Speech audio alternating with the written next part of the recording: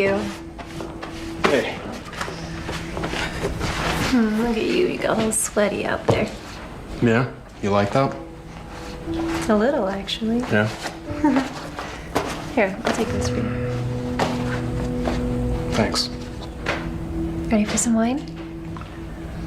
I'm gonna take a quick shower.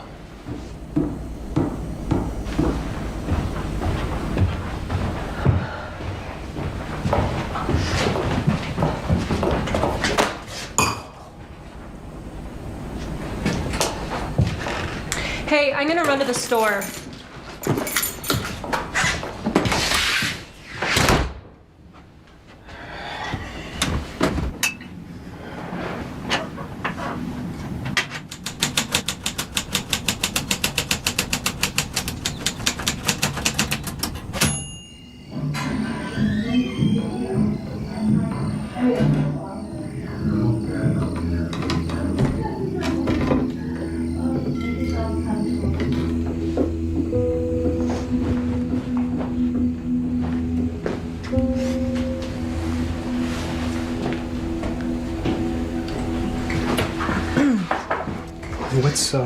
What's going on here?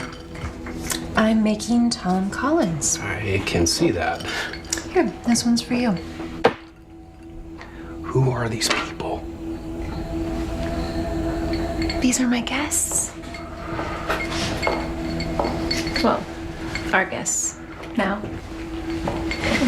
They are having some car trouble and... And your wife was generous enough to give us a ride. Name's Tyler. Ben.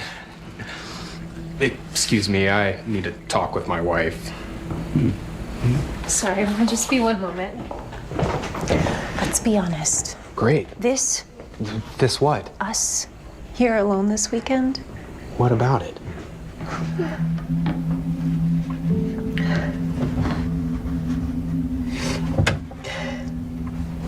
Can I do something with your hair? sure.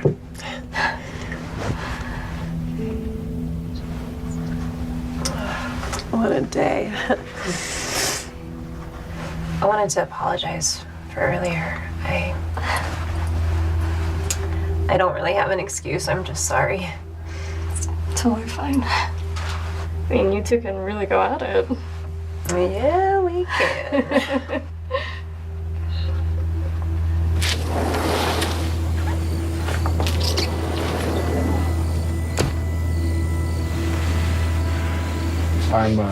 I'm sorry about what happened in there.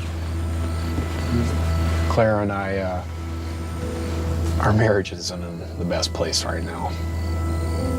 It's been hard since the, But can you? My doctor said that I can. We just haven't tried since. It's a little scary to want to try after that happens, you know? Yeah.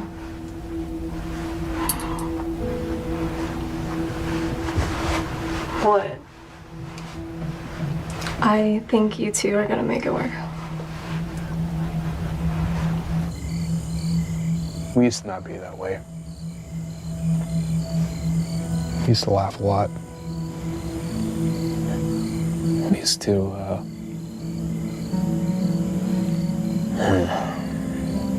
maybe we'll get past it, maybe we won't.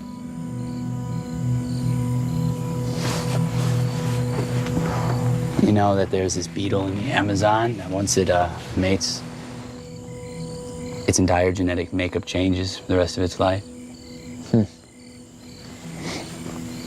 It carries the genes of its partner forever. Isn't that crazy? It's pretty far out. Yeah, I love that idea.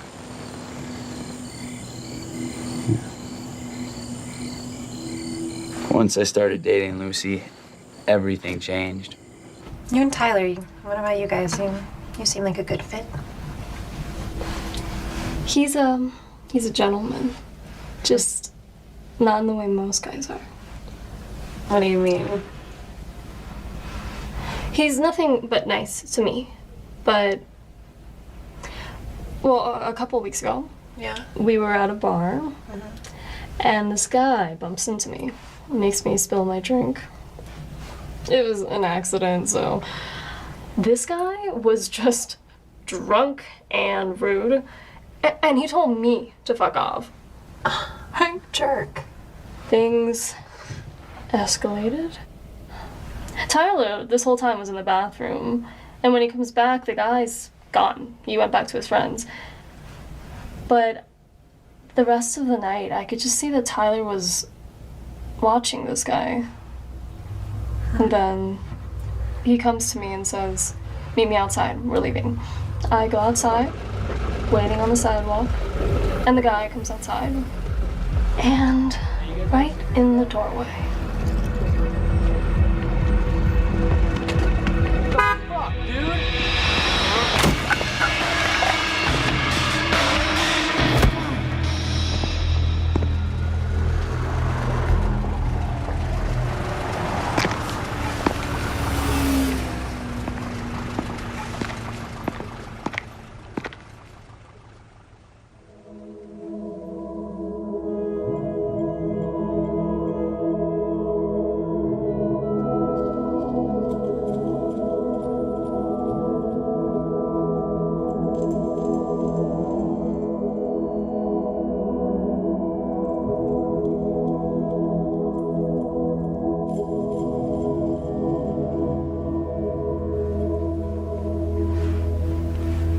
Jesus.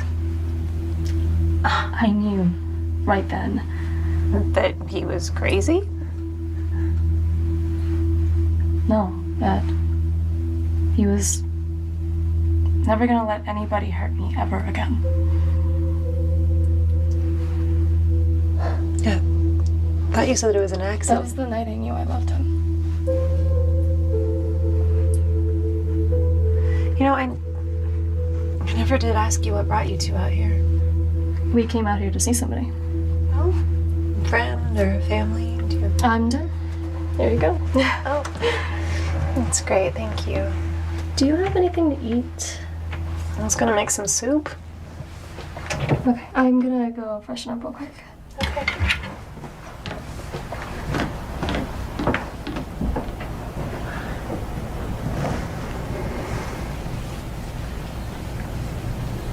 Me and Lucy, we've never had sex. Oh, strange, right? You can say it. I know what you're thinking. It's unusual. But it was obvious at first she didn't want to. And I was fine with that. She told me she was raped. It was like my whole body was electrocuted with rage, man. Lucy, she's not the kind of girl that's gonna sleep with somebody easy. She needs to really like them, to really trust them. And they hadn't slept with each other yet. Then one day she decided to go up to his hotel room. She liked him. She trusted him. They were dating, it was long distance, but she decided to go up there.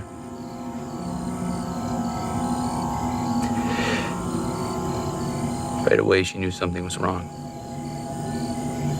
So she tried to leave, but he wouldn't let her.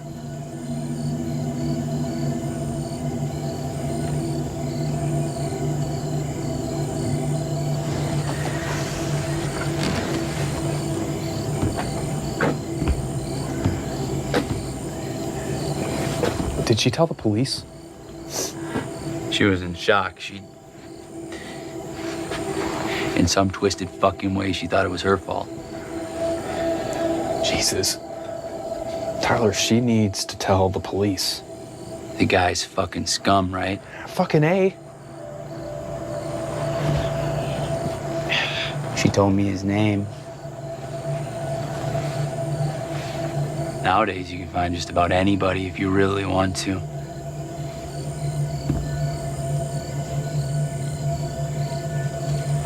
Found out where he lives, where he works, what kind of car he drives.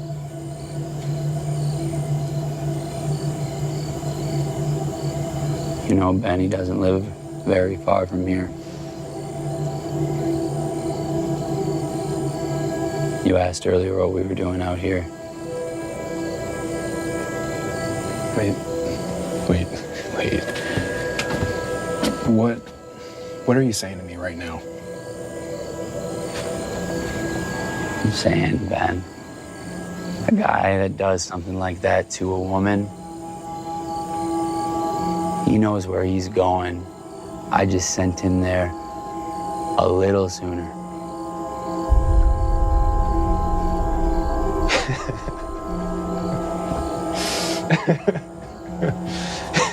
Yeah.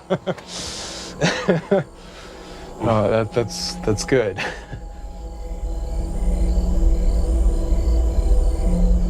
You killed him?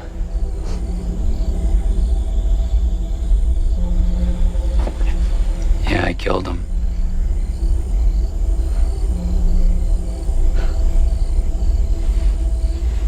Yeah.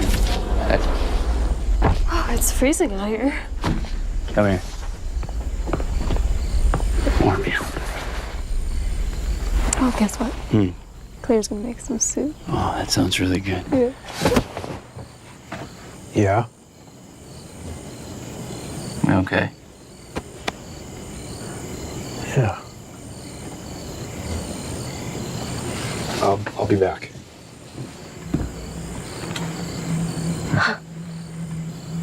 They're beautiful, aren't they? Yeah. I need to talk to you. Not now. Yes, now, right fucking now. Do you guys need any help? No, we're fine. Thank you so much. We're just gonna put our feet up for a little bit. Yeah, sure. You can actually take the room at the end over there. Okay. Yeah.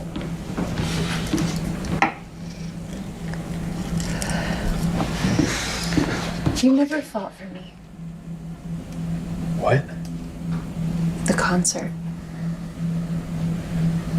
That guy that elbowed you in the face. By accident. Okay, maybe the first time it was an accident, but he did it again. What did I do? I told him to fuck off. And then he pushed me. He pushed me. And what did you do? Nothing. We just walked away. Why didn't you do something? Why? Okay, I'm sorry. I am. If I could go back, I would. I don't know what I would do to him. Right? But I won't let anyone hurt you ever again. Okay? Tyler. What? He killed someone. What? He came out here to find this guy. What guy? What are you talking about? Lucy told Tyler about this guy that she was seeing before Tyler and that he raped her. So Tyler found the guy and he lives out here. They drove out here, found him, and he killed him. Wait, this guy raped Lucy. Yeah, that's what Tyler said. Well, fuck him then. What? If this guy raped her, then... He deserves to die? Is that what you're saying? Yeah, that's exactly what I'm saying, actually. You don't know what you're saying because you're drunk. I'm not drunk, and I do know what I'm saying. Put your emotions aside for me and let me tell you something. We're accessories. We have knowledge of a crime. And if we don't share our knowledge with the police, then we're essentially helping the criminal. Meaning jail.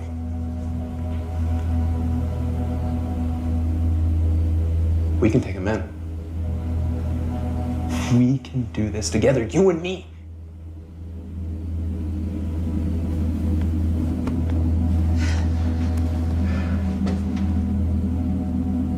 You've lost your mind, you know that? Maybe. But it feels pretty damn good.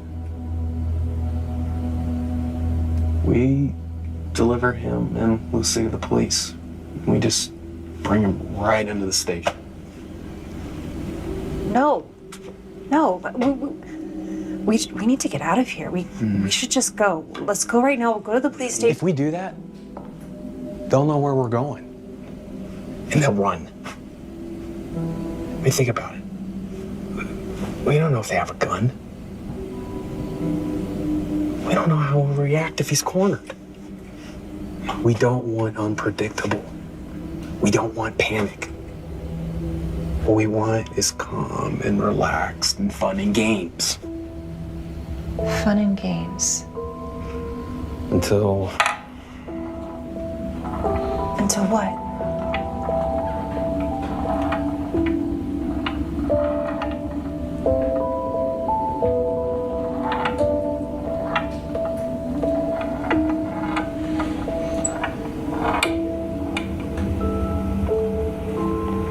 what's been going on between us has been difficult. That's an understatement. It's been a fucking nightmare lately. Yeah, that's more like it. Been hurtful and mean, and maybe our time's run out. Maybe, I don't want to say it, but maybe separating's the best thing for us. I don't know.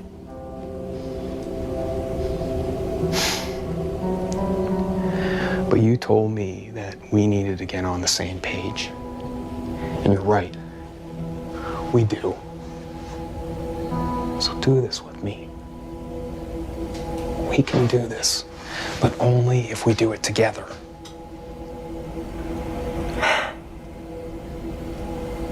You really think we can do this? Yeah, I really do.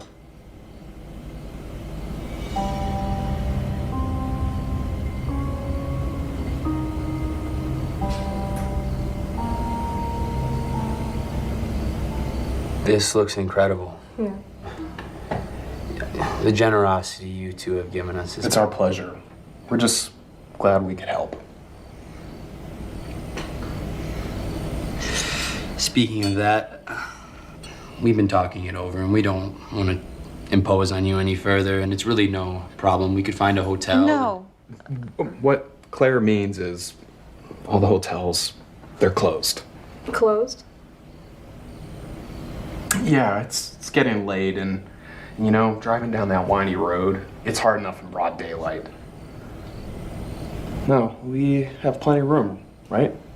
Sure. Yeah, of course. And And you know, I think tonight is as good a night as any to open my bottle. And we would love to share. No, we couldn't. No, it's perfect.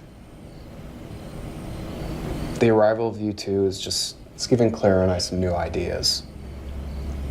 So let's enjoy this dinner. We'll get a good night's sleep, and tomorrow we'll take you into town. I insist. If you insist.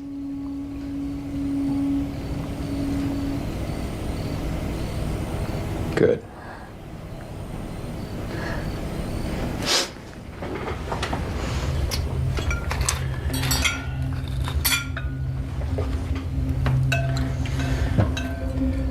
Tyler's a fisherman. it's interesting work. It's hard work. It's cold, cramped. Food's nothing like this. Ever since my folks died, I just... I'm sorry. Thank you. It's been a long time now. I was talking to Ben about this earlier.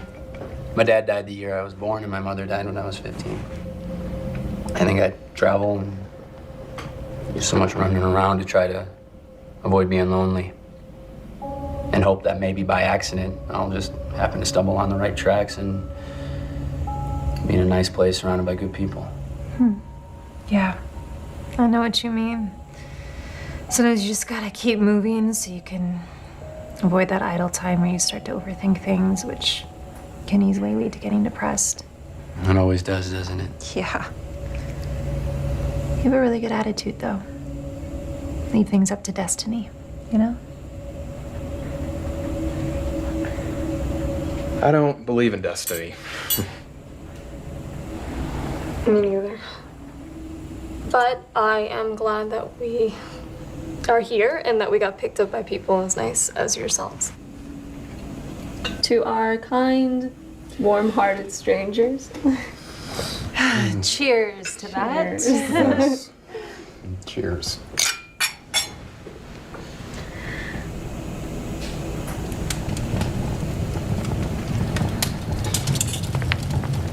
That's why when you take the paper, you twist it.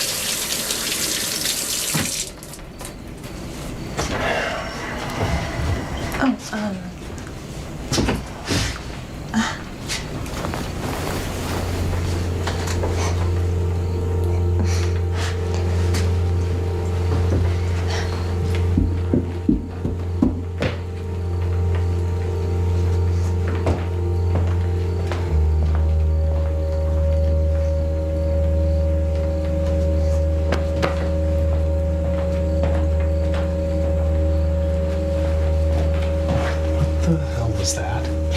What? Claire, Why didn't you tell me that he lost his parents? would it matter? In case you forgot, he killed How? How did he do it? Did he say?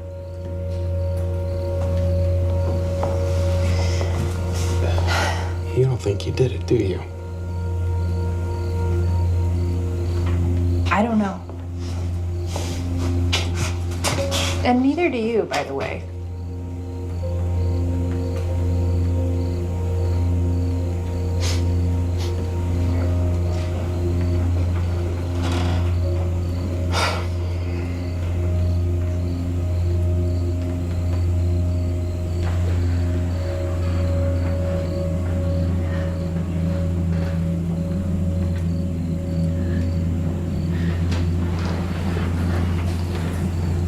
Hey.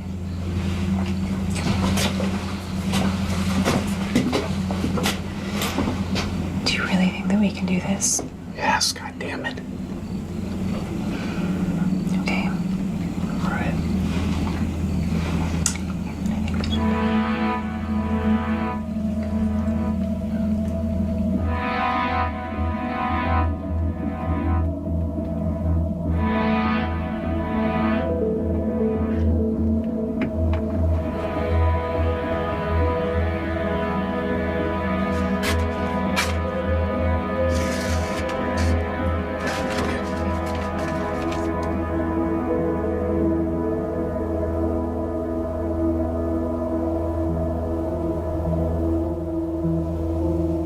Are you with me?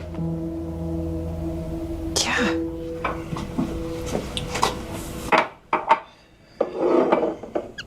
I guess this is where I'm supposed to say something profound and witty.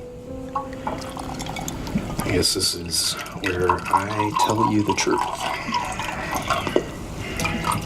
In these last 10 years, there have been days that I thought maybe we'd made a mistake and that we'd be happy with someone else. Most days I love you more than you'll ever know. Days where I can't imagine living without you. Can we listen to each other and talk to each other like civilized human beings? Can we? Can we make a baby? Yeah, we can make a baby. Yeah.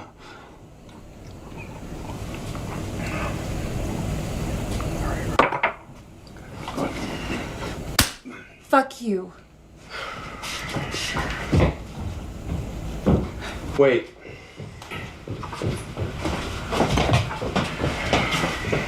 Are you okay? Yeah, I'll live.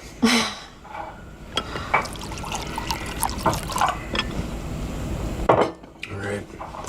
For you and for her. This is probably not the way you pictured enjoying this. Yeah, you're right about that.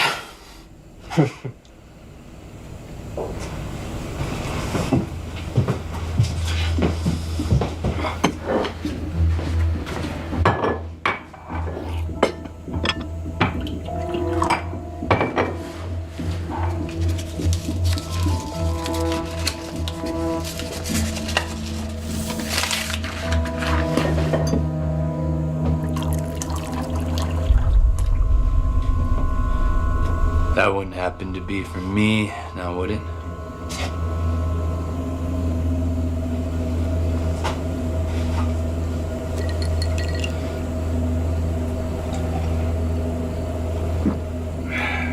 Damn.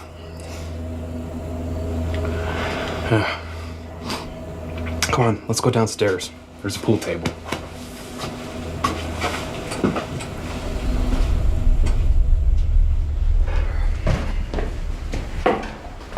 How about another one?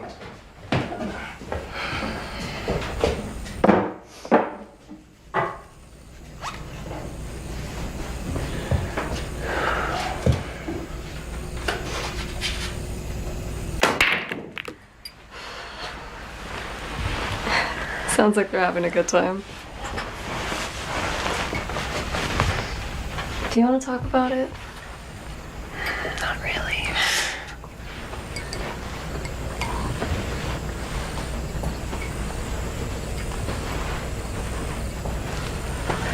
Do you want to tell me why you and Tyler really came out here this weekend? What do you... I mean, we've been more than generous and helpful. The ride, the dinner. Now you're drinking 35-year-old scotch. Least you can do is not lie to me.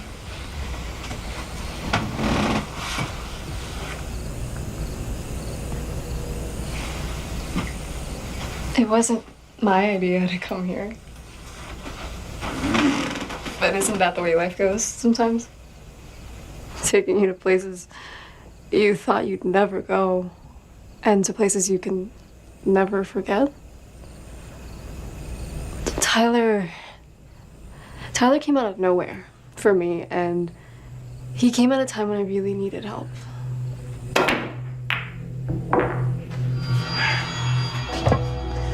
I can only assume that you told your wife, so now she knows. No, not probably. I definitely shouldn't have told you that, Ben, but I did. So I guess what I'm getting at right now is that I really painted myself in a corner here.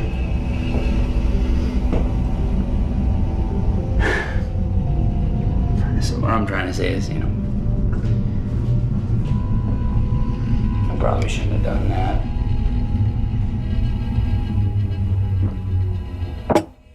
I was seeing somebody before Tyler. Someone in secret. He was older than me. He could come to town on business 2-3 times a month. We saw each other pretty regularly. I liked him. He was funny. And funny's just such a good quality in a guy. Yeah. We go out to dinners, the movies, but we never slept together in 3 months. Oh. Not that I didn't want to, I did. And then one night, I go up to his hotel room, like I'd done 15 times before. He'd been drinking, which he'd never done around me. I never saw him like that. I mean, he'd get soda when we go out to dinner. He told me he liked me. I told him I liked him. he wanted to have sex.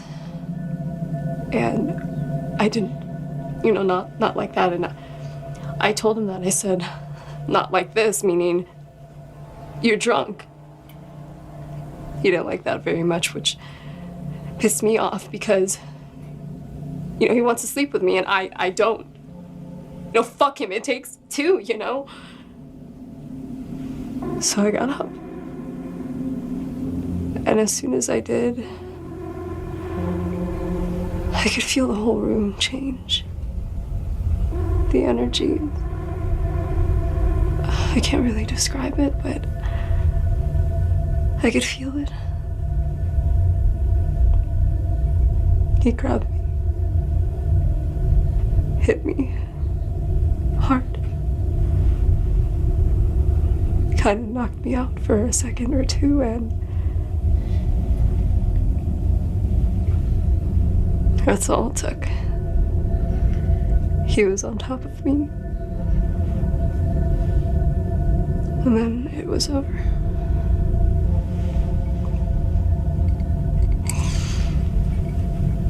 I'm so sorry. There's so many feelings that go through you when you're violated like that. Confusion, shame, and a deep sadness, anger and rage. I told Tyler all of this, and right away I saw a fire in his eyes. A couple days later,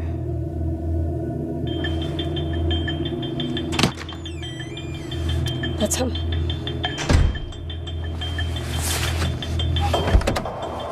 Wait, what the hell is that? It's just to scare him. It's not even loaded.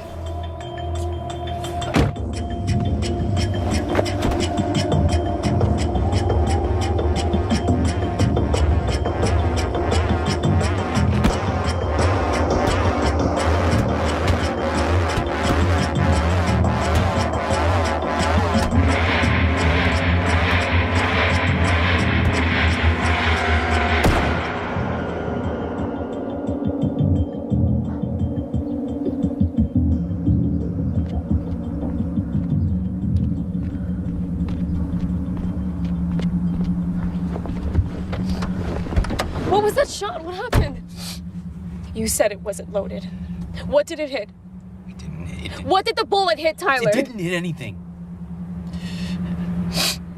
What about him? He got what he deserved.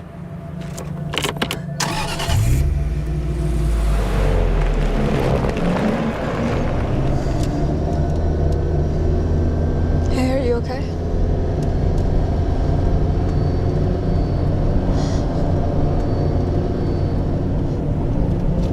Tyler, talk to me. What's wrong?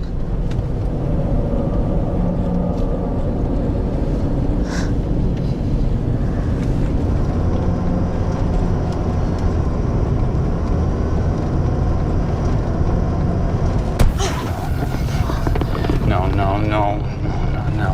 So what?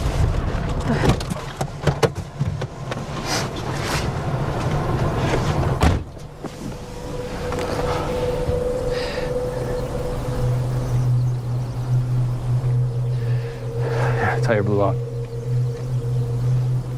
No spare. What do we do?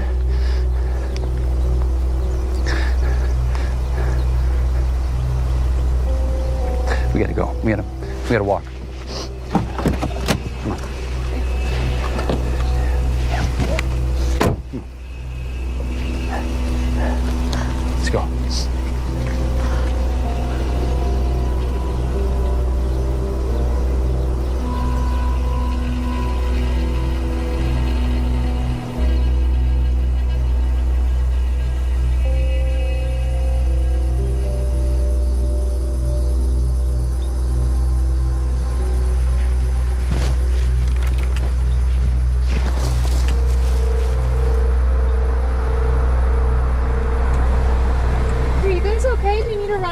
something?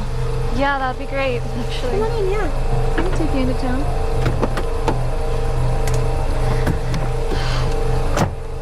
Thank you. Yeah, no problem.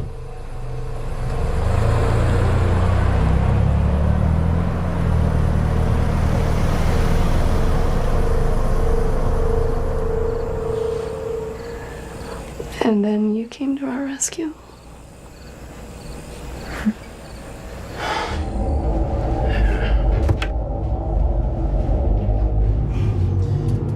Doing all right there?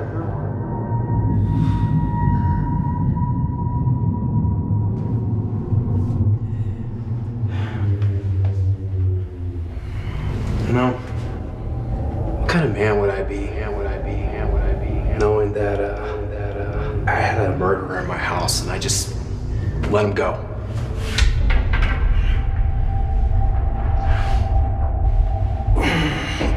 How could I look at myself in the mirror and not see a coward?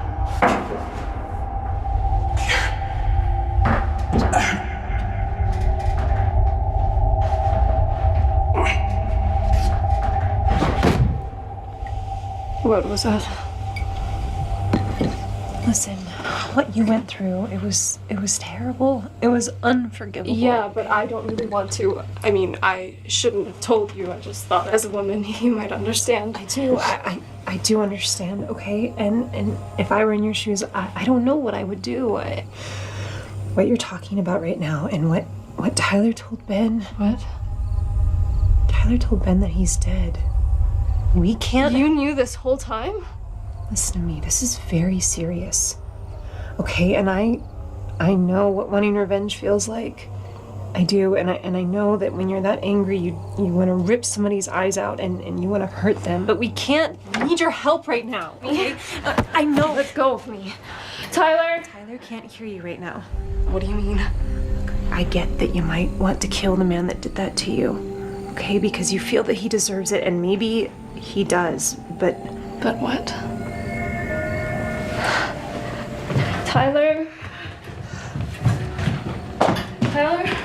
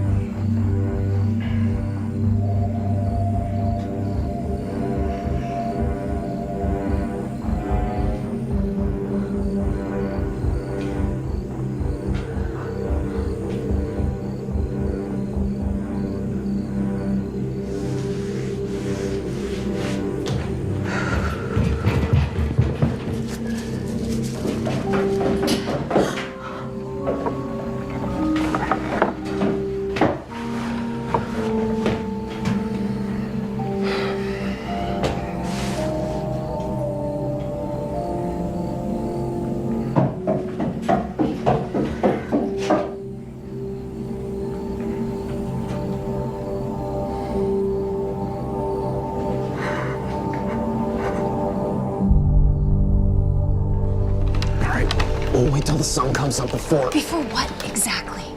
She didn't know. What? She didn't know what Tyler was going to do. That's bullshit. No, she's not a part of this. I thought we were so lucky when Claire pulled up next to us. Lucy, please sit. Just let us explain for a minute. Okay, what you went through was hell, no question. But you came out on the other side, and there's hope in that. And if you want to hold on to that hope, you need to help us, which in turn will help you. What do you mean? We need to take Tyler to the police, and you need to tell them what happened. That you told Tyler what that man did to you, and that you didn't know what Tyler was going to do to him. It's true, isn't it? That you didn't know what Tyler was going to do.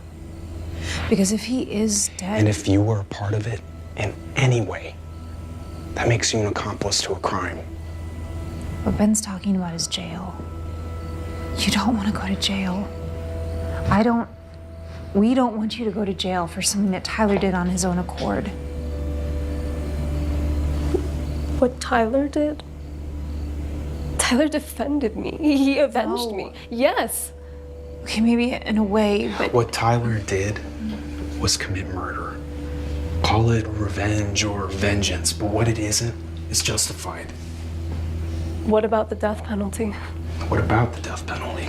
The death penalty is justice? The death penalty is used very rarely in this country, and when it is... So what we're talking about is whether murder is a justified punishment for rape. And you obviously don't think it is.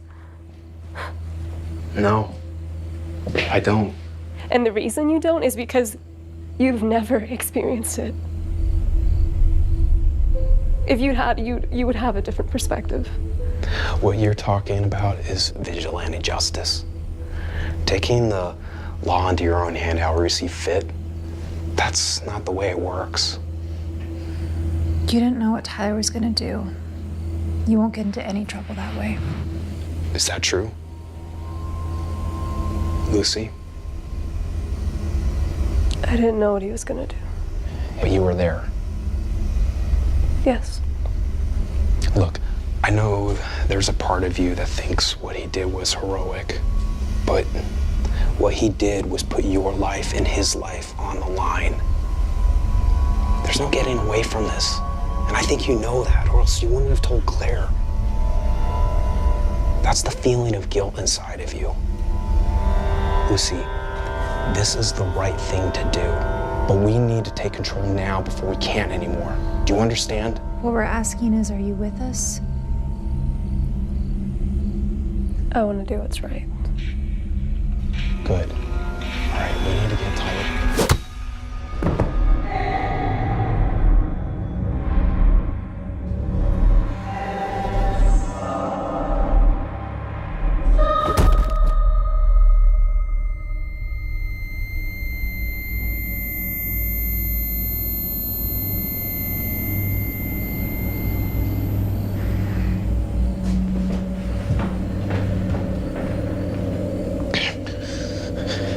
Claire?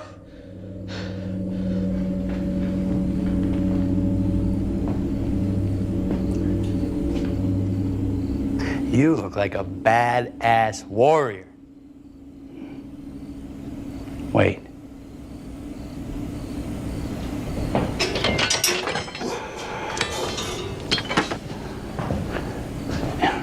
You remember this guy? Oh, you probably don't. Hold still.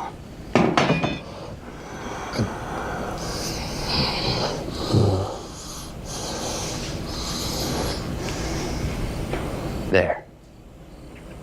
You know, you were out for a while.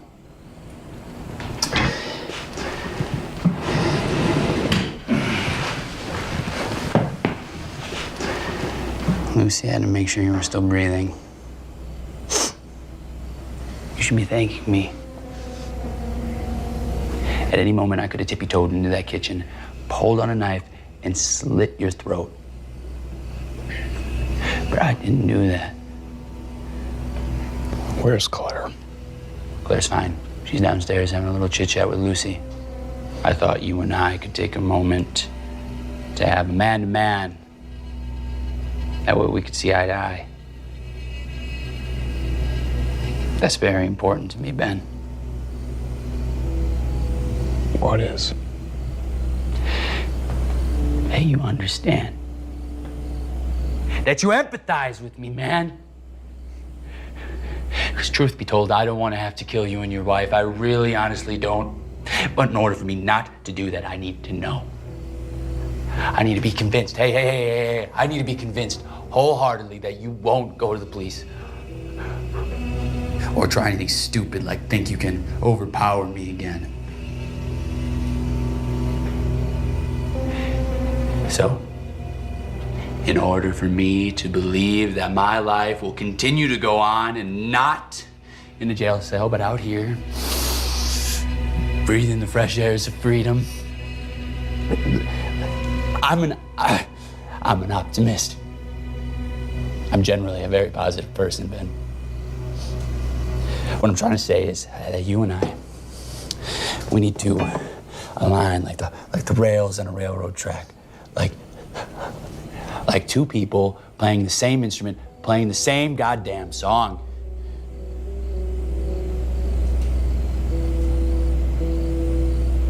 Okay. Good.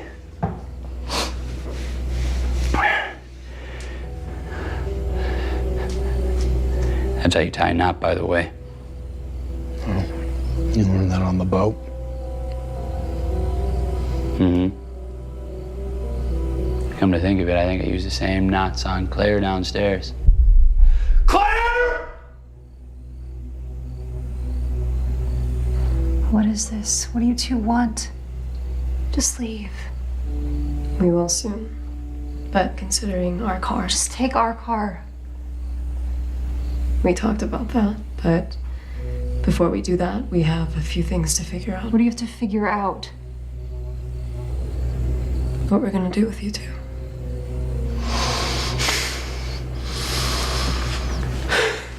You know, I'm sure you can appreciate this current situation we're in. Just a quick refresher, it was you that tried to poison me. I was just trying to stop you. From what? Getting away with what you did.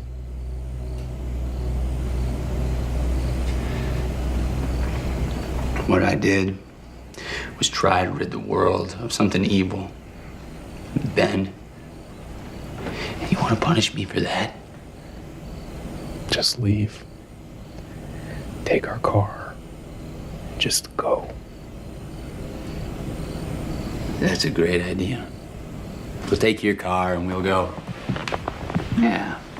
And then as soon as we leave, you'll trot on over to the nearest phone, call the police, and pretty soon we'll have choppers on top of us and cop cars all around us. That's a fucking stupid idea, man. No, what we're gonna do is you and me are going to come to an understanding. You. I understand.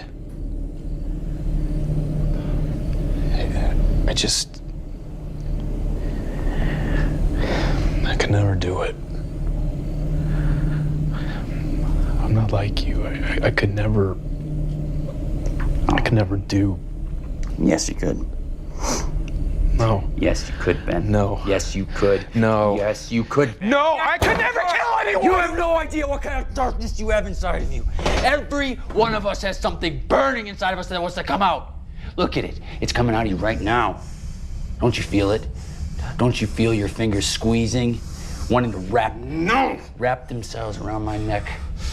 Act like you wouldn't right now. I'm not you. What do you think you are, some kind of saint? No, Ben. What do you want? I want you to admit that you would do. I'm not admitting anything. What you did, you regret it. You regret what you did and you feel remorse. And maybe you were hoping I'd console you and tell you, Tyler, hey, it's okay, man. He was a bad guy. He deserved to die. But that's not what I think. What do you want me to say? I mean, what can you say?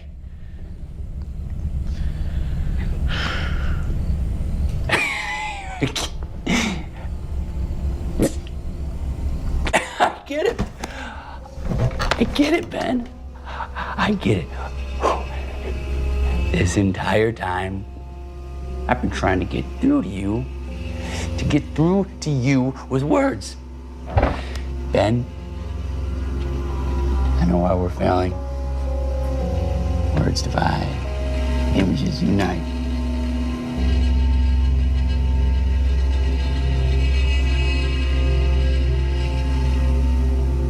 Don't do this. I can see that what's happening, it's not you.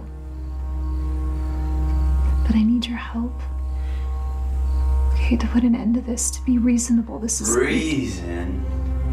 Is that what you're talking about?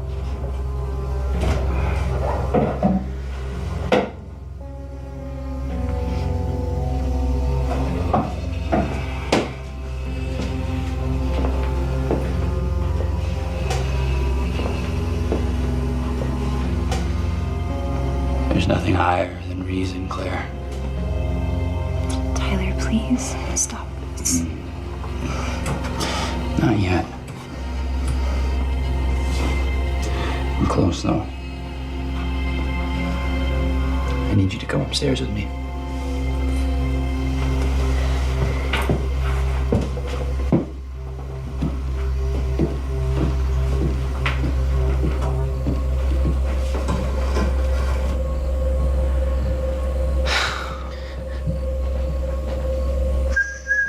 Okay, Skip. We got a plan. We're gonna take your car. Good. Just go.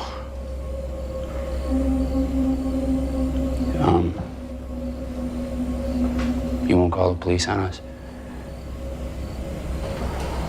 You won't?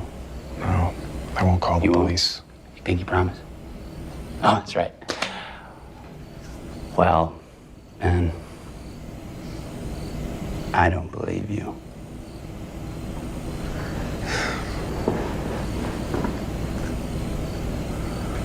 Okay, yeah.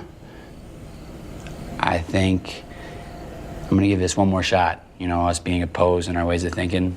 I'm gonna try to get to you one more time.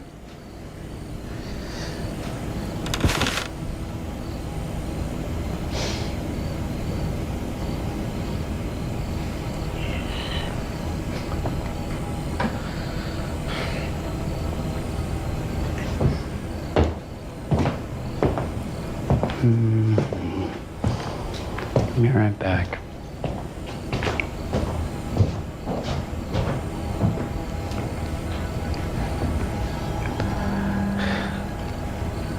Please untie me, Lucy. Don't let this happen. Don't. I know you know this isn't right.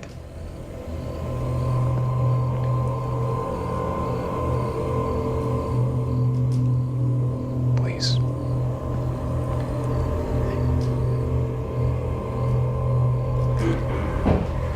All right, let's get started, shall we? No. This is insane. Okay, have you lost your mind? You think by doing this, he'll be more willing to let us Lucy, go? sometimes people need to be motivated in other ways. Motivated to do what?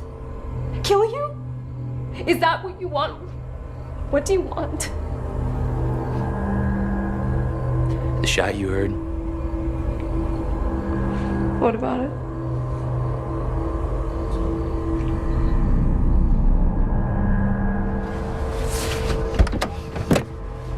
Wait, what the hell is that? it's just to scare him. It's not even loaded.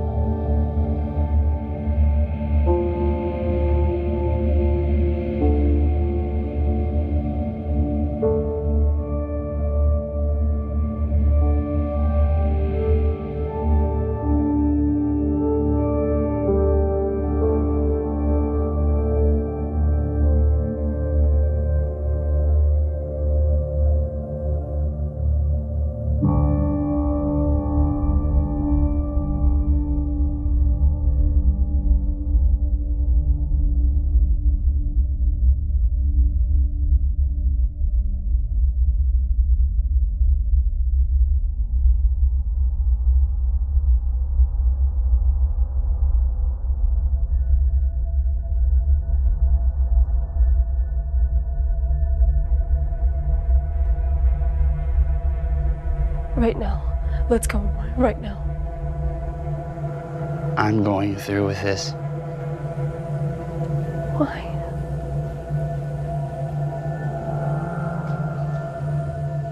It's justice.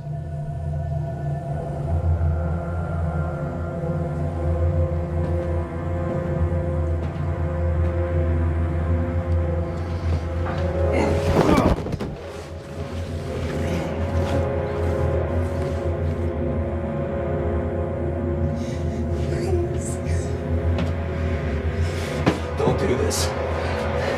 And if you got a problem, just deal with me, not with her.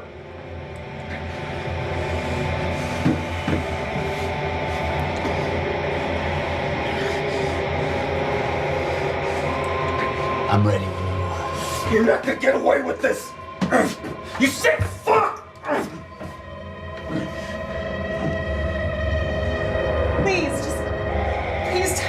Please let me go.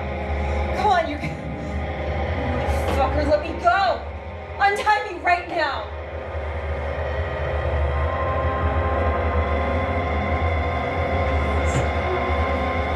Please, Ted, stop. I'm a gentleman. I'll turn down the lights.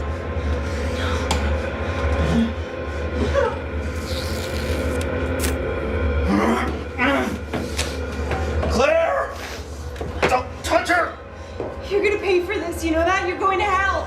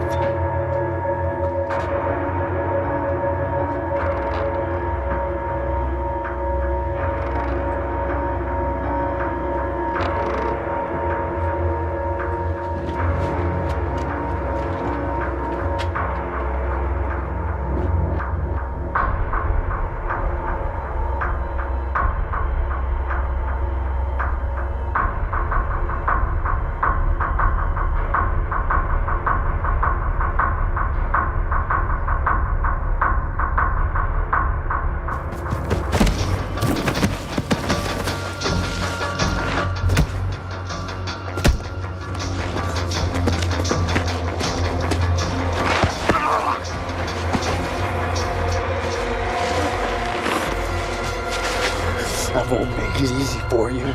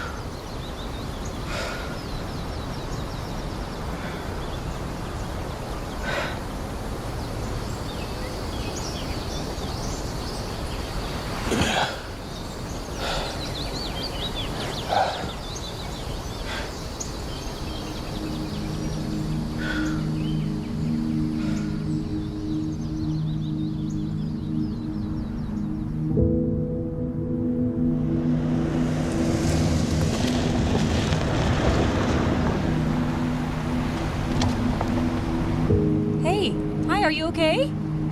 Yeah, can I get a ride, actually? Come on in. You can sit in the front.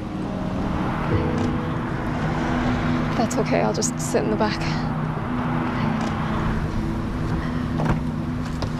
Thank you so much. Yeah. Where are you going? Anywhere?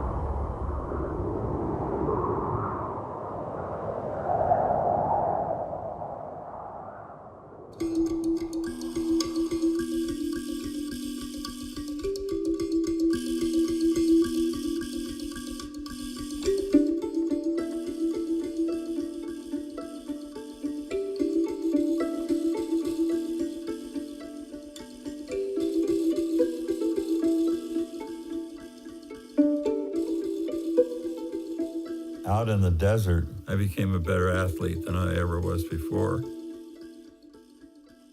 It was not uncommon for me to run 250 miles a week. 250 miles a week is 1,000 miles a month. 12 months, that's 12,000 miles right there. When I started to lose my eyesight, I kept pushing and pushing. And after a couple of years, I honed myself to run across Death Valley.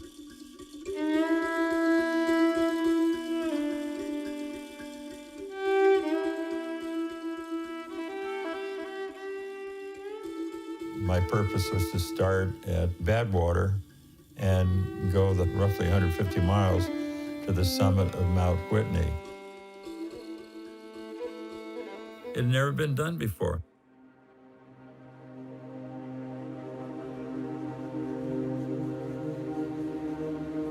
My very dear friend, David and I started training together.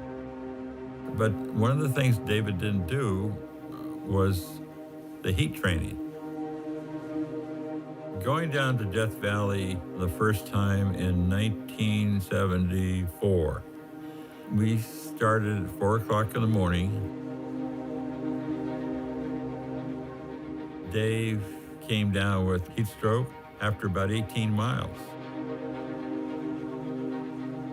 If you get heat stroke, the clock is ticking.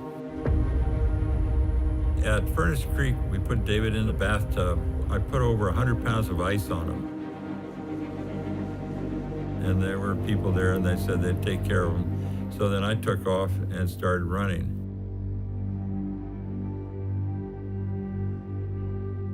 The only thing I could think of was that my good friend was dying. His temperature, core temperature, was over 104. So I stopped. It took him over a year before he recovered. That's how close he was to dying. And that's the reason why I didn't make it the first time.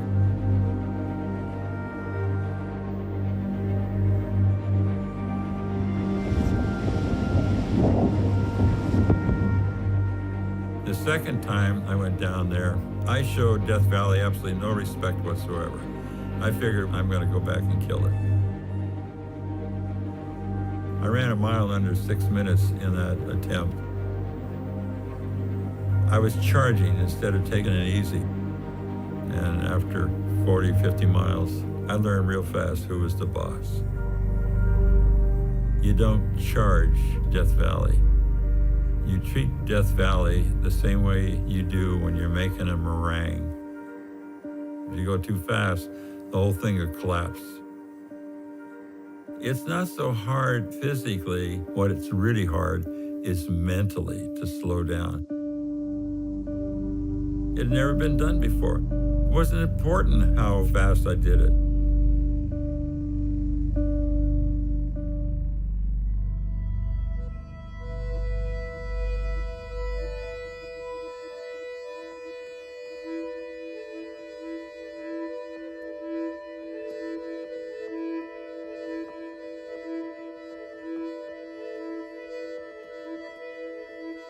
Bristlecone pines live in a pretty high altitude near Death Valley. The bristlecone pines survive where other things wouldn't because they are slowing down to a painstakingly slow growth rate. The bristlecone pines are so beautiful because you really can see their struggle is sort of inherent in their form. So it's almost like you can watch their movement over time and understand that they really want to live. there's a sense of doing whatever it takes to survive in a pretty harsh environment. It actually wasn't until the 60s that people knew that they were that old. A grad student had lost his coring bit in the middle of a tree, and the Forest Service said, well, just go ahead and cut it down. There's plenty of them. And it turned out he cut down what ended up being the oldest known tree in the world at the time. That was the Prometheus tree. The oldest bristlecone pines are over 5,000 years old. The oldest unitary organisms on the planet. It was really interesting to think about what was going on in history at that time. The invention of the wheel and cuneiform, the first written language. So it really actually demarcates the beginning of human history. I had been working on a lot of landscape work that was about the relationship between humanity and nature. And I got an invitation to visit some friends in Japan. I took the advice that several people had given to me, which was, if you're interested in nature, you should go visit the 7,000-year-old tree. And it's on this remote island called Yakushima. And I just bought a new camera. It was a medium format film camera, and I photographed it.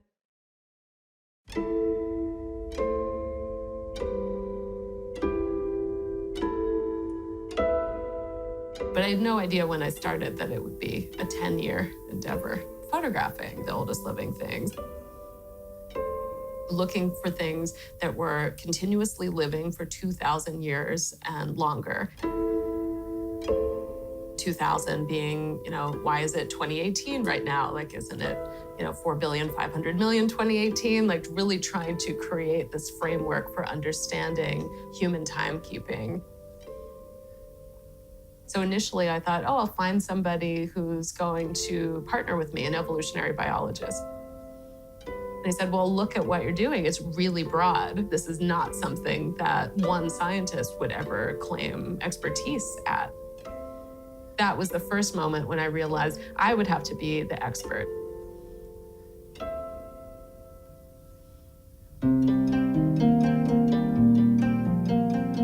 It was thrilling to learn that there were so many organisms that have been alive for 2,000 years and longer. I had no idea. The honey mushroom is a 2,400-year-old humongous fungus that lives almost entirely underground. That is actually the largest organism in the world. Its unique footprint, if you will, is that it will kill trees in this circular pattern. And so that's known as armillaria death rings. And it's quite clever because it doesn't kill the trees until after they've reached reproductive age. So thereby it's ensuring that it will continue to have a food supply. There's an 80,000-year-old clonal colony of aspen trees in Utah. It's known as Pando. And this is fascinating because what looks like a forest is essentially one tree, 106 acres in size. And what I mean by that is that it's this giant interconnected root system, and each tree is actually a stem coming up from that system. This whole system communicates with all parts of itself. So, if one section needs water, an area that has more water can send it through the root system to the place that needs it, or likewise nutrients or warning signs. I was surprised to learn that there were any animals that were over 2,000 years old, and it turns out there's several. In Antarctica, there's the volcano sponge, some of which are thought to be up to 15,000 years old. The one that I got to photograph, however, I had to learn to scuba dive for that, around 60 feet deep. It actually took my breath away seeing this just enormous creature.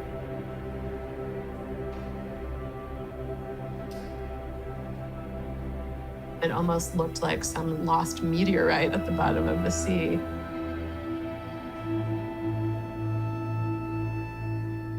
What are the things that connect these organisms that seem so different? I came to understand that fast and furious is not the way to live and grow. Map lichens in Greenland grow 1 centimeter every 100 years.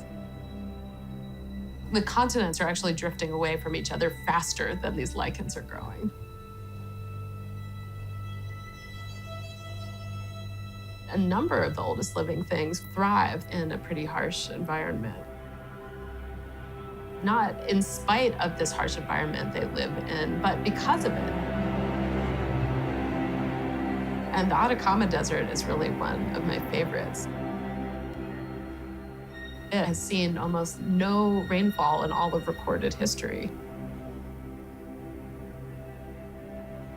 I drove from the coast farther and farther up this tremendous elevation, and it just gets drier and drier and more desolate. And truly, you could be on another planet.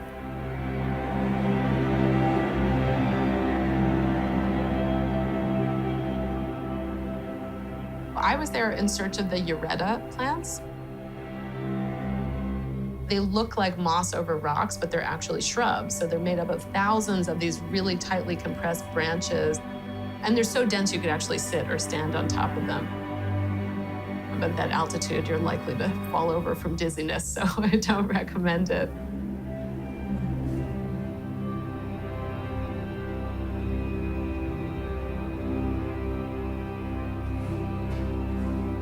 And who knows what else exists.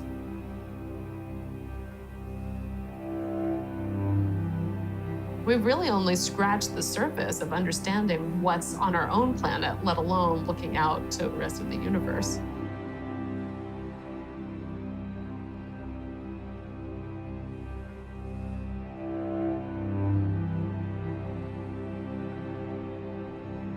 We are all living in a base camp here in the middle of the desert,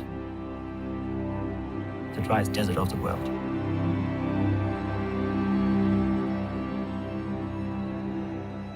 This is the weather that astronomers like. So we see back in time, where no visible light is emitted.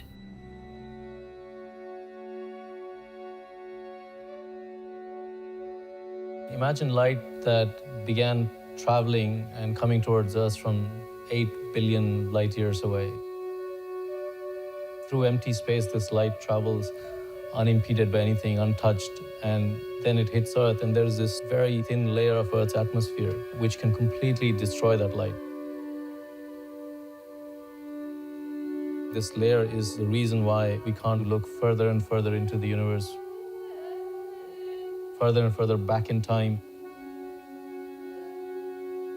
One of the ways in which we can do that on Earth is to go up to the Atacama Desert in the Chilean Andes, where you're above most of the dense layers of Earth's atmosphere. And to me, it's really amazing that these ancient lands have been chosen as the site to look nearly to the beginning of time, when the first stars were being born.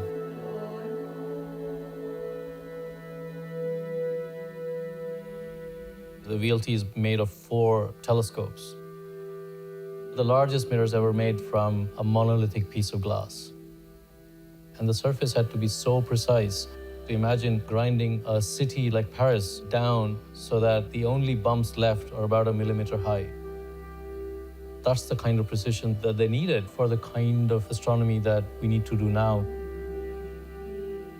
These telescopes have become so sensitive, and the kind of things that we are studying have become so faint that astronomers are essentially in search of very, very special land that is completely radio quiet,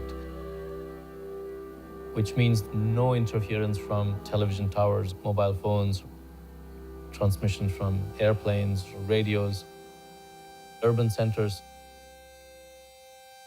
And that's what set me on journeys to these very extreme locations all over the Earth.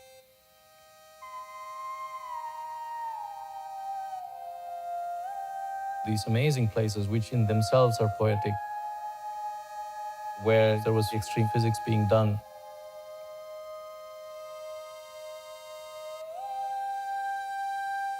And also to share this sense that I have of what physics can do to us as human beings, not in terms of the knowledge, just simply in terms of how it makes us feel.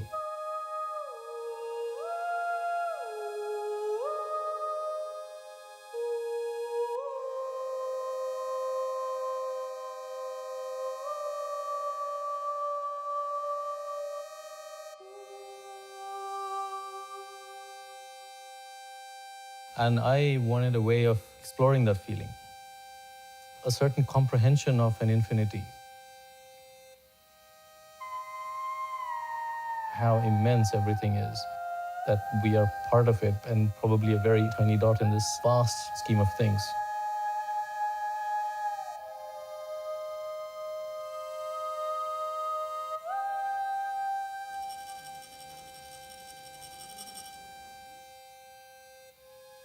The Hanle Observatory lies in one of the remotest regions of India. One of the remotest regions in the Indian Himalayas.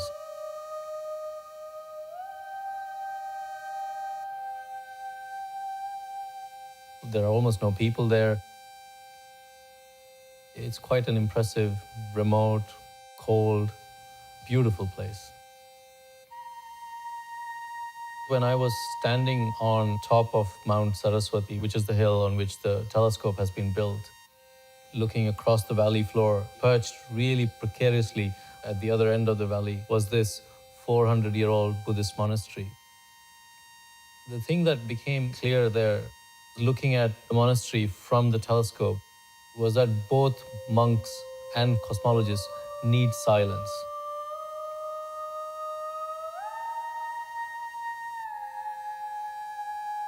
It's because of this silence that we are able to look deeper into the cosmos and further back in time.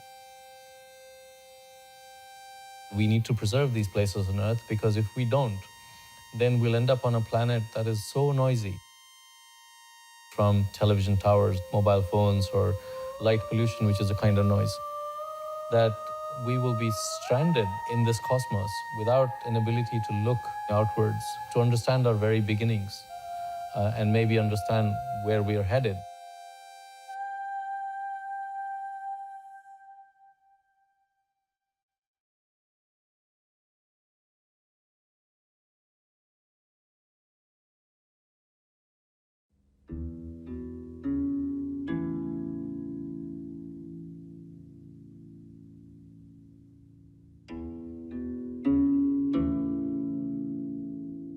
We live in a very busy world that doesn't foster silence. My childhood backyard was an ancient coral reef, many, many millennia back. It's like a cathedral, a place of great beauty and silence.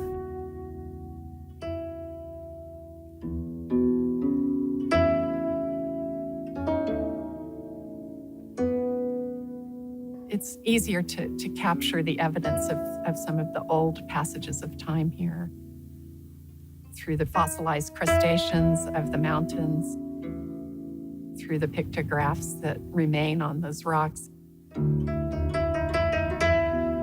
highly polished ancient mammoth rubbings,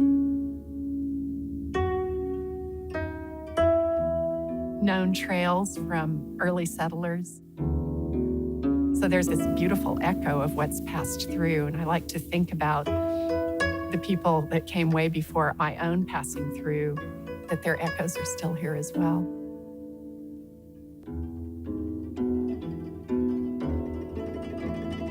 I've been a founding member of Paul's Out of Eden Walk. He conceived of the idea while he was walking across this landscape. I got this idea on this ranch in West Texas where I was doing a little help to local vaqueros, local cowboys. In the mid to late 90s, the genetic revolution was just taking off in a big way, and scientists were able to start extracting very useful information about ancient migrations, which you can trace through our DNA. I thought, what if I retraced the route of the first human beings who walked out of Africa to recreate the first primordial walk that we made across the world. The first discovery of the world by the first Homo sapiens, the first exploration of the Earth back in the Stone Age. I drew out the map of the intended global trail, about 20,000 plus miles on foot from Ethiopia to the tip of South America, Tierra del Fuego, which scientists tell us is the last virgin beach that our ancestors reached about 7,000 years ago. Okay, go ahead. I've been a foreign correspondent for the past 15 years. Foreign correspondents normally cover stories as they happen. They fly to story A and they fly to story B. What this project hopes to do is connect the spaces in between. And the argument there is that there are hidden links between major stories of our day that never get covered because we simply don't slow down enough to see them.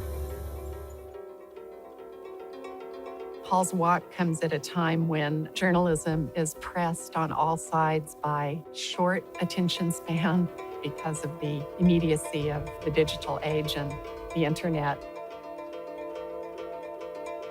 We're still carrying around a Pleistocene brain that absorbs information and processes the world at the pace of walking at 3 miles an hour. Do you remember what Linda's reaction was? Uh-huh.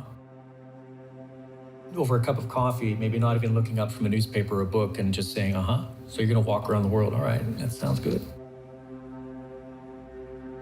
Again, she knows me. When I was 14, I walked across the Sierra Nevadas alone. Later, across Papua New Guinea and through Alaska, just living off a rifle. He had walked from the border of Arizona to Mexico City, retracing the footsteps of an early Victorian explorer. Took a pack mule, and that took something like 9 months. So then it was not too big of a leap to jump into a dugout canoe, a pirogue, to float down the Congo River for weeks to tell the story of the Congo Civil War. Or to walk away from a broken down Russian Jeep in Afghanistan and walk and ride horses over the Hindu Kush through hip-deep snow to get to the front lines of the Afghan war. I think whether we realize it or not, we were all on some form of pilgrimage, and that includes commuting to work, these micro-migrations. Even those are a form of pilgrimage. And it's our task maybe to find the meaning under them.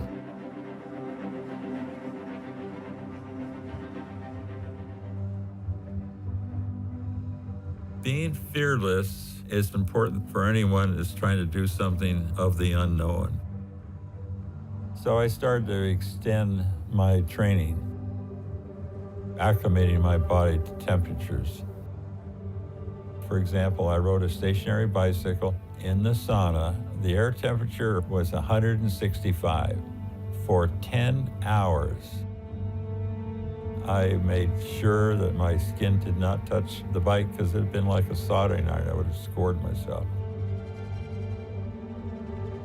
I didn't know I had this capacity. I did not know.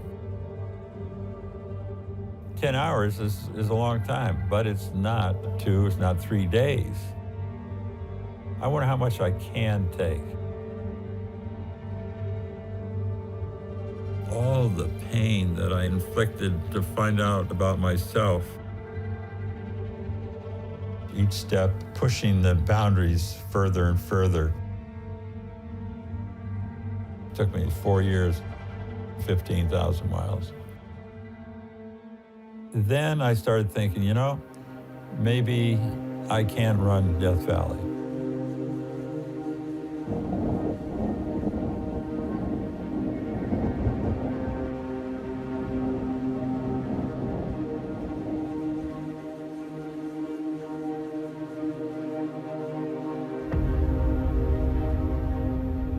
I headed north across the Panama Desert. The temperature was climbing and climbing. And I lost visual contact with the surrounding mountains. I have glaucoma. I can only see so much. I knew where the sun was supposed to be.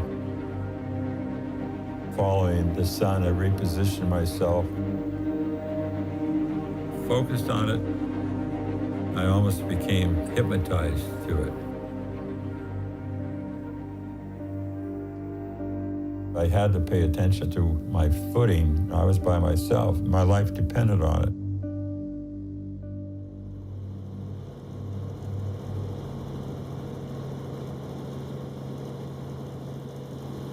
Before setting out, in December of 2012, I went down to the finish line to meet the last native speaker of her indigenous language in that part of the world. So I spent a day with her at her cabin next to the Beagle Channel in Chile. This is just across the channel from Argentina, listening to her talk, and she would walk around and say, a canoe is this, and a rock is this, and the river is this. Recording this language is a form of gathering a precious stone at this point in time where a language is about to wink out, to carry with me across the world. To remind myself partly why I'm doing this. Because this project is rooted in the bedrock of history. And in that sense, it's also an act of remembering. And I just wanted to remember her as I walk towards her. I don't know if she'll still be there. I don't know when I get there. She was quite old.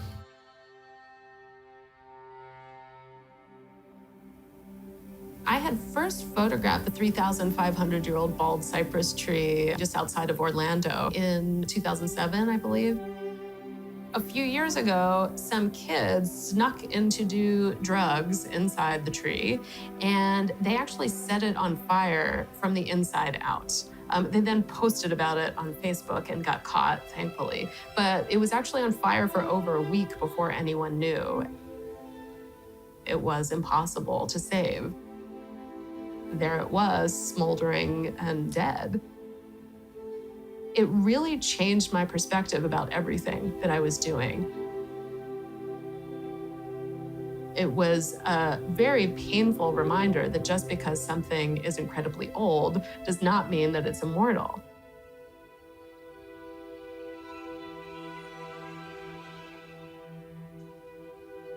In South Africa, a researcher I was speaking with introduced me to something that are collectively known as the underground forests. That area is very prone to fire, and what these trees did was basically migrate the bulk of their structures underground. And that way, when the fires inevitably come through, it just singes the top of the leaves off, which they can easily reproduce. And so I visited one that was around 13,000 years old. That's been around since mastodons and saber-toothed tigers when humans started farming. However, a few years later, I was informed that it had been destroyed when they decided to change the traffic patterns outside of the garden and paved right over it. It hit another note of the chord of what it means to be looking at time. The whole point of the project really was to create a relationship with timescales that are far removed from our normal human experience. And by doing so, to create a relationship with that time that's personal. When you see something that's alive now, that you can have an interaction with and has experienced 80,000 years of the world's history leading up to this moment that you meet it. And then on the other end of the spectrum, you have the click of the shutter of a camera, so 60th of a second. And then somewhere in between those two, we somehow then all come together to share this moment. And to me, that's a way to start looking at time with a different perspective. Even though we are part of this giant continuum, it's actually a reminder to look at the small moments that make up the fabric of the time that we all spend here.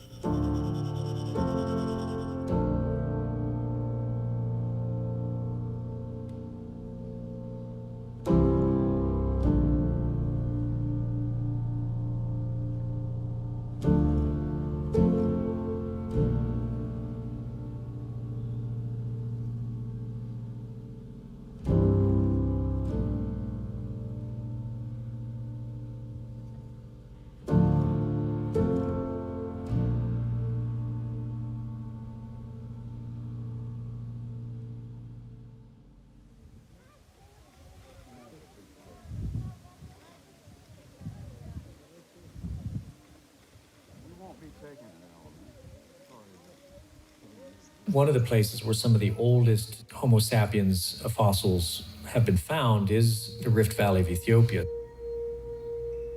Bones about 156,000 years old. So I chose that as my starting line back in January of 2013 and walked away from that boneyard up the Rift Valley of Africa.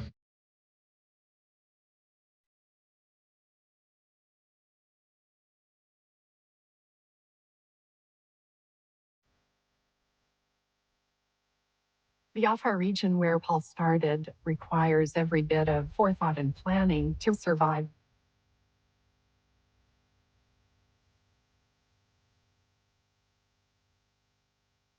I'm grateful that I was able to join Paul, seeing him take the first few steps. As we continue to know each other, our paths have, they converge and diverge. He has been trying to understand the world and who we are through the soles of his feet. The antidote to instant news and abbreviated viewpoint. In my case, My path has to move through a level of abstraction to pursue those questions. For a period of time, we knew each other in the template of a traditional marriage. Though our practices are vastly different, what we share is appreciation for slowing down and seeing the invisible. But I suppose one of the more harrowing moments for me was when Paul was abducted along the Sudan-Chad border in 2006, and he went missing. There's always the element of risk because Paul does not shy away from challenging stories. So you wonder, are you going to see this person again as they walk off into the Afar desert? We were moving in opposite directions now.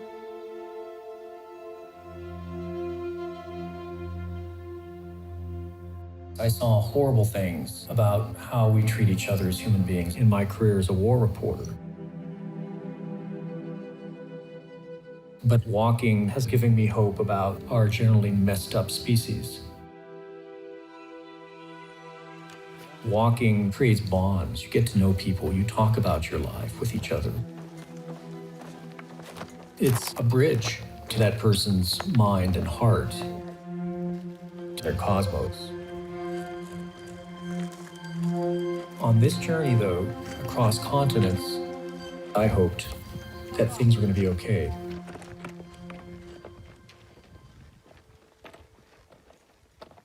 It was a physically demanding starting line to the journey.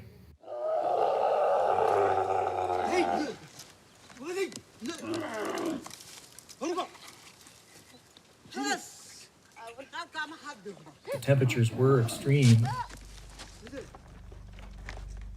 The very first days of the journey were defined by this harsh reality of walking through a drying landscape where pastoral groups were fighting each other over shrinking pasture lands and drying water holes. So it became the war story almost immediately. And they were in fact killing each other. So we have actually walked through the Rift Valley along a very strange snaking route that if you took a satellite picture would seem nonsensical because there's no barrier.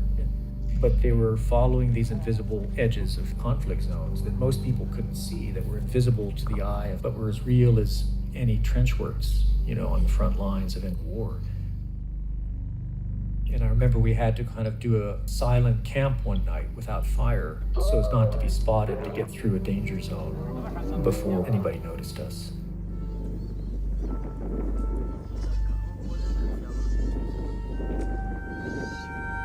Climate change, it's a very difficult thing to convey to people because it appears to be moving so slowly. It's an incremental calamity. But when you're walking, you have no choice but to experience it through your own body in ways that reading about it never will, or looking at equations never will, or hearing politicians lie about it never will. And sure enough, after crossing the Djibouti border, we stumbled across men, women, and children who didn't make it. A couple days ago, we found the bodies of 7 migrants in the desert. They died of thirst, trying to reach Saudi Arabia, and they were just one ridgeline away from reaching the Red Sea, their watery finish line to get out of the desert. It's made my own journey seem frivolous.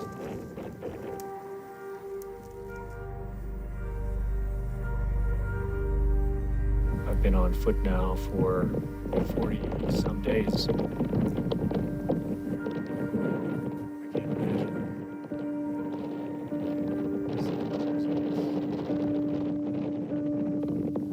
One day at a time.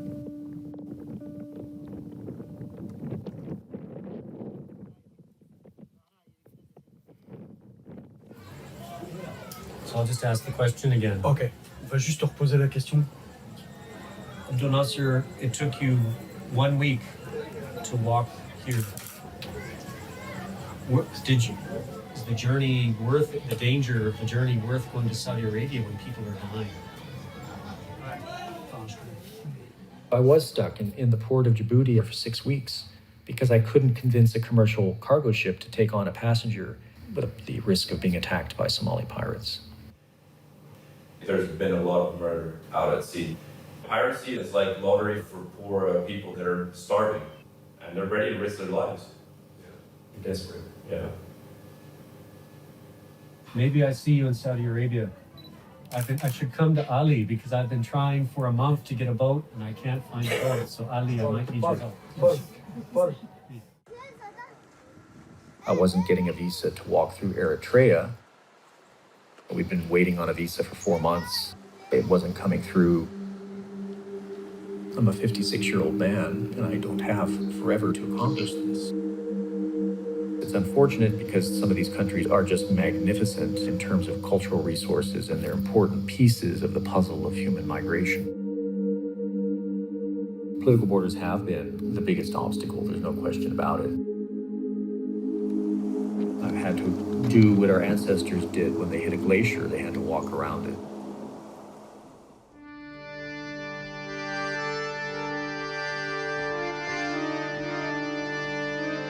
We've always been grasping for something beyond our reach. The journey itself makes us human.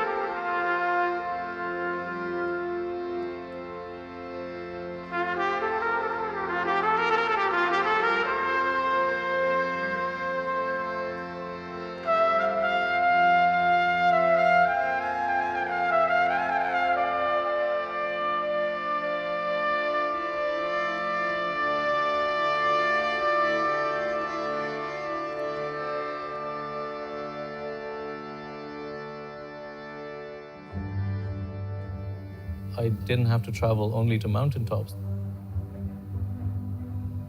The questions that we are asking, understanding ourselves, understanding the history of the universe, have become so difficult to answer that we require massive experiments all being done in some very extreme locations because of the sensitivity that you need to even begin answering these questions.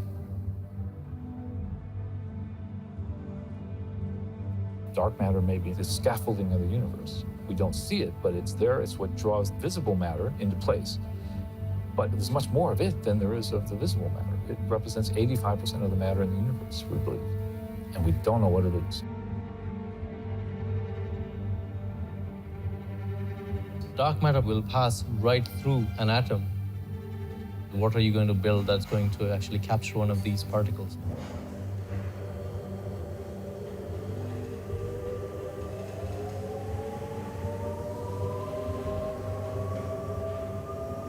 You need about half a mile of rock or more to shield you from all the particle noise that would create the same signal on the surface.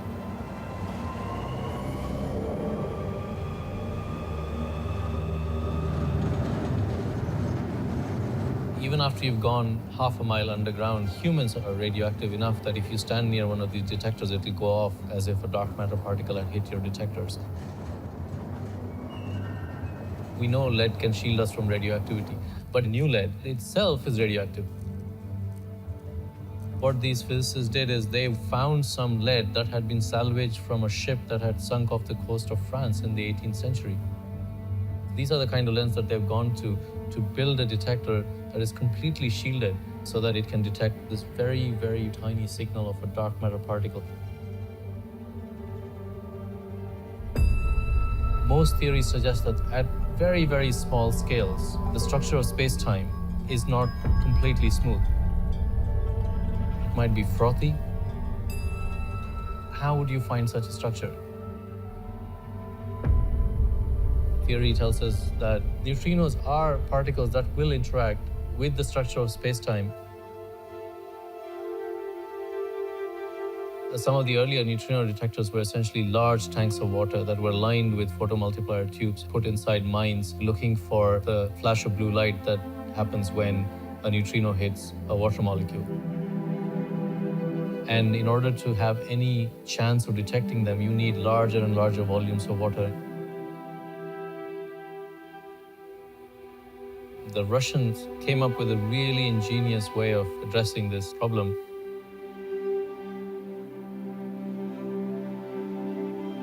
Lake Baikal has 20% of the world's unfrozen freshwater. It's tucked away in a remote corner of Siberia,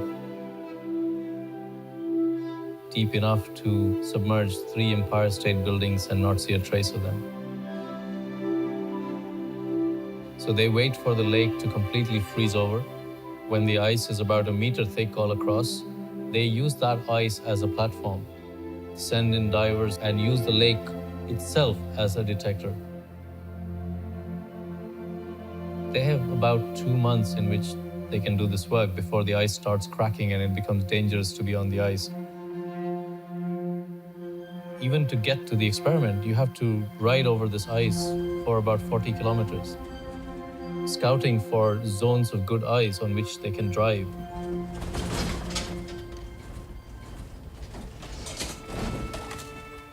One of the challenges of doing neutrino physics in a lake is that for every neutrino, there are about 1 billion cosmic ray muons that also hit the water, also creating the same kind of blue light.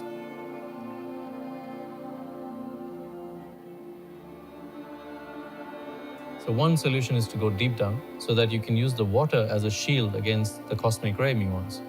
But even at the depth of about 1 kilometer, the cosmic ray muons will outnumber by 1,000 to 1. So the neutrino physicists have come out with a very ingenious solution.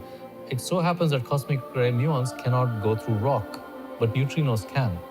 So imagine now that you're looking at neutrinos that are coming from the other side of the Earth and hitting the bottom of Lake Baikal. So you're essentially using the entire planet as a shield against the noisy cosmic ray muons, and you're creating a zone of silence just at the bottom of Lake Baikal.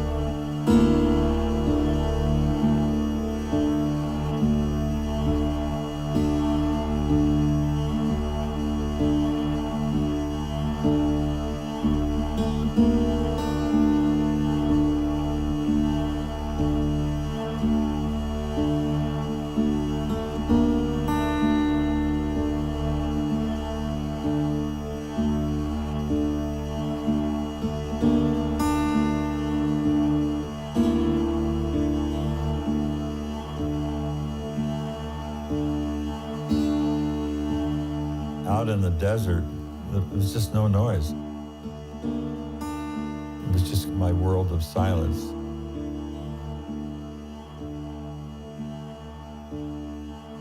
I have no clue why I do these things. Losing my eyesight, I saw better within than I ever saw before. The real world was blurred, so I went with seeing from within inside. And that enabled me to run for phenomenal distances.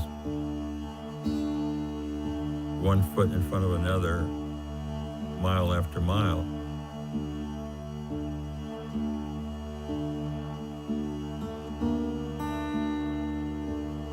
During the night, I had to keep moving. I kept focused on the white line that was on the road. And that white line always kept me focused as to where I'm going until that moon started to climb over the peak.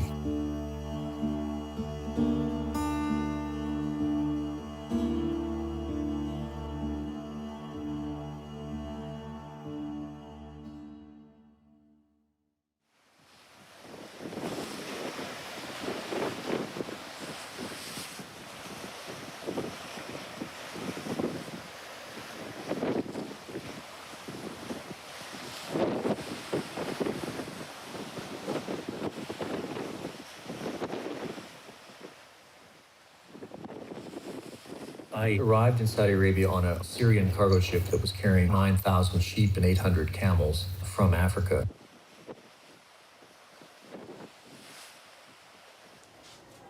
To be able to walk through this part of the world that has been so closed off for centuries actually was pretty remarkable.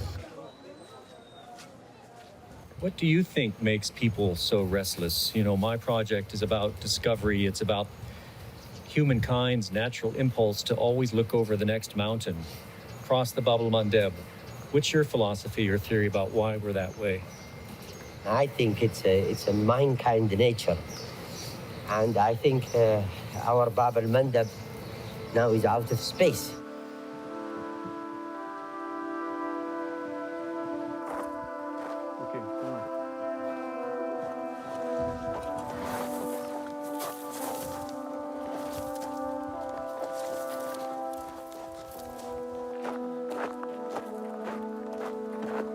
We have walked 2 days out of the vast port city of Jeddah. Ahead, the long, austere salt plains of the Hejaz coast, a white ramp that leads 700 miles north to Jordan, a strip of Saudi Arabia not traversed by an outside traveler on foot since the days of Lawrence of Arabia.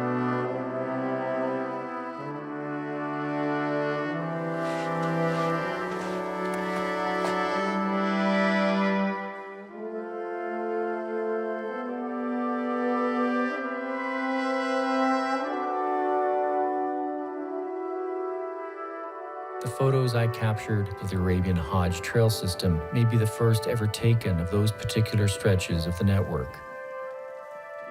At least since cars began bumping down old caravan trails in the early 1940s. And already we're lost.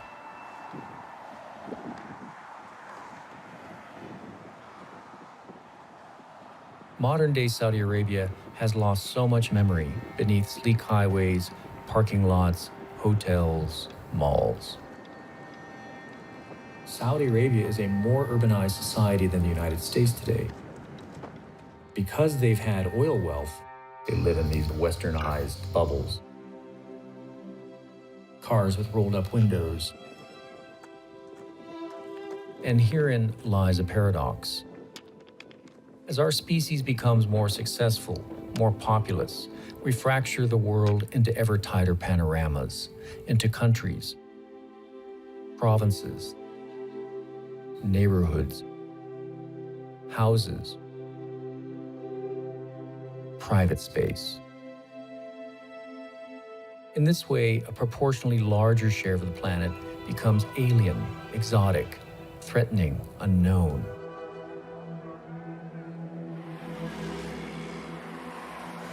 In a sense, the car has become a prosthetic for a world that is no longer human in scale.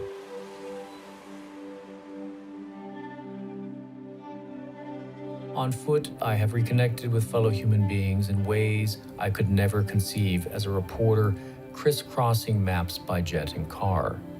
Out walking, I constantly meet people. That's good. I cannot ignore them or drive by them. I chat with strangers 5, 10, 20 times a day. People unlike me who carry very different ideas and universes inside of their heads. It's the opposite of the echo chambers of the internet.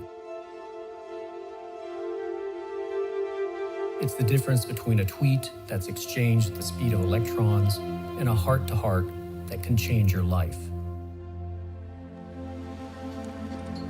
I'm not just talking about walking across the world. I'm listening my way across it. In this way, walking builds a home everywhere.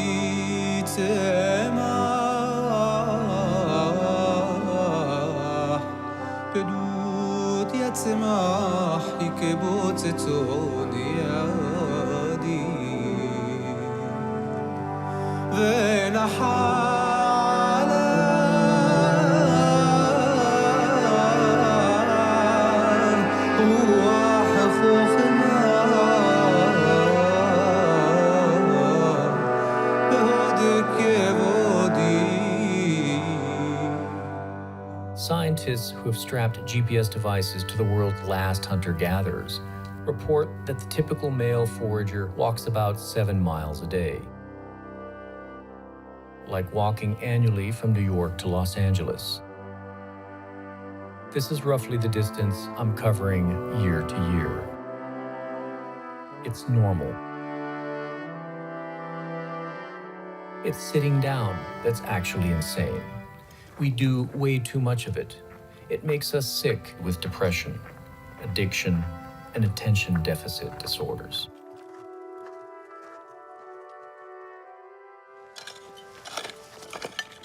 All motorized societies classify walkers as suspicious beings.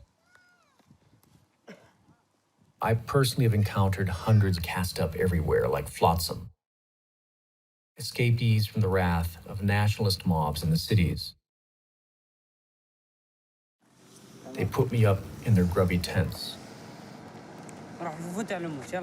More than half were women and children.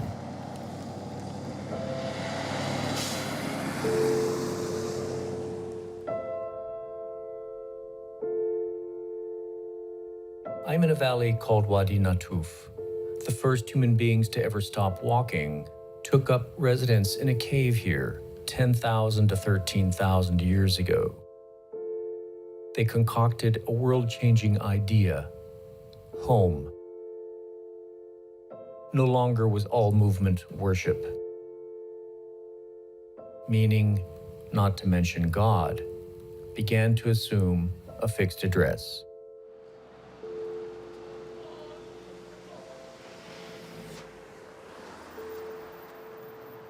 A Czech novelist, Milan Kundera, once wrote, "The struggle of man against power is the struggle of memory against forgetting."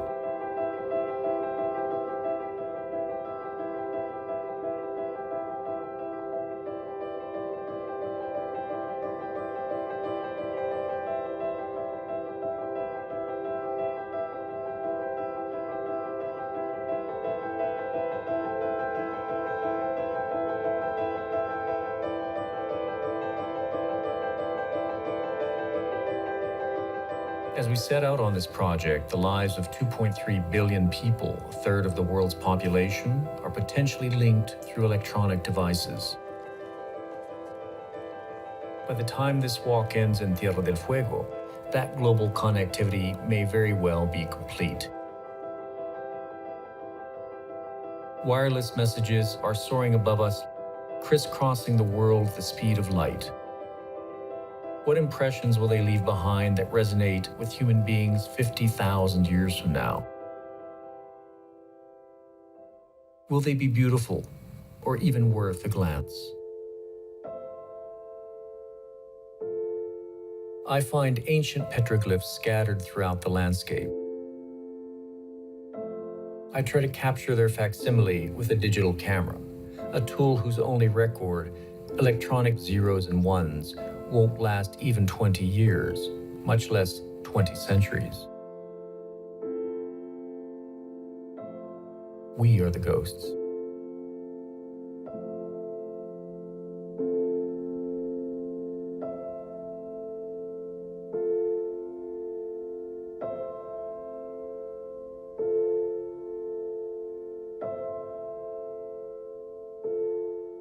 So the oldest living thing that we know of is some bacteria living in the Siberian permafrost, doing DNA repair below freezing, meaning that it's not dormant. It's been living and growing there below freezing for 500,000 years. So I made images of the bacteria under the microscope, and it turns out no one had done that before.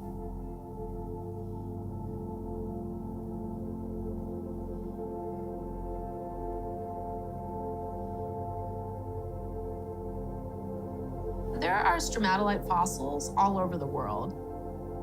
The stromatolites date back to 3.5 billion years ago. The stromatolites actually did the job of oxygenating our atmosphere. It took 900 million years. So I like to say, the next time you take a breath, thank a stromatolite. The oldest colony is living in Western Australia. Astrobiologists have studied this idea of bacteria potentially having piggybacked in on a meteorite and landed on Earth somewhere. And it turns out there's a meteor impact site right over the crest of the beach where I photographed the stromatolites. So I'm not saying that's where life on Earth began, but it's certainly really fun to try to start to puzzle that out. I had an opportunity to visit CERN where fascinating questions that would answer so many things for us are being explored. What is the nature of the universe? Can we replicate the moments after the Big Bang? What happened in the depths of time that we wouldn't normally have any relationship to otherwise? The Large Hadron Collider is where you get a sense of how extreme these detectors are. When you actually enter the caverns that house the world's biggest machine, the coldest thing in the universe, colder than outer space. At CERN, we built a machine that's the size of a city, recreating the kind of high-energy environment that has not existed in the universe since a fraction of a trillionth of a second after the Big Bang. What we're looking for is the genetic code in the universe. This is a device with 80 million channels of electronics. It uses 1 full year of the planet's production of helium to run. Magnets had to be developed 250,000 times the strength of the Earth's magnetic field. It's like a racetrack spread out over 27 kilometers, and you have particles that are moving close to the speed of light. They're going around 11,000 times per second. And they collide in a very small space, finer than a human hair. It'd be equivalent to firing knitting needles from Europe and from America and having them collide head-on midway over the Atlantic. If you put enough energy into a collision, you can create particles out of nothing. We seem to need 17 particle types to build the universe. I was elected the leader of the experiment to search for the Higgs.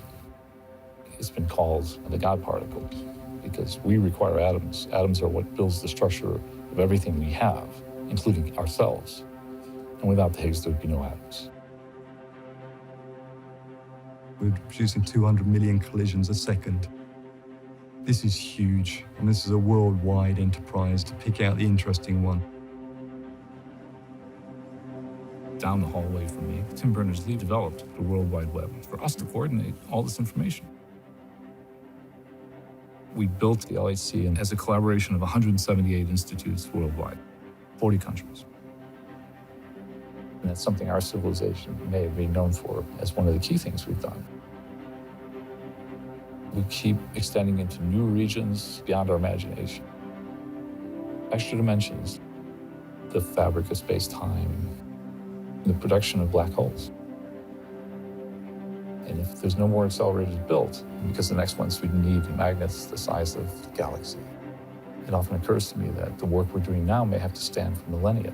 Who else is going to look back to 1 trillionth of a second after the Big Bang?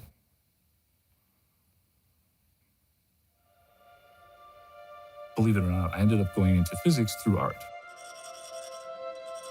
And that brought me back into these questions I've been asking in the background of my life.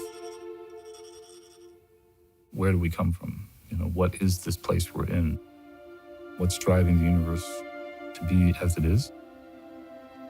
What we're trying to understand is a timeless thing.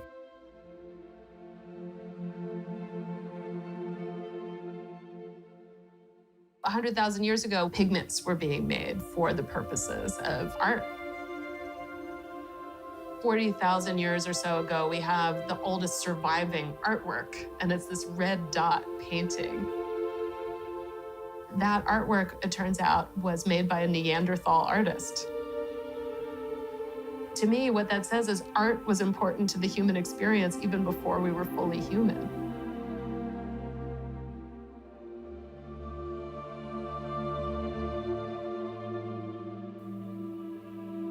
My mother was a self-taught painter of this region. Because of the remoteness of this area, there was virtually impossible television reception. So if I wasn't outdoors riding on my horse, I was drawing.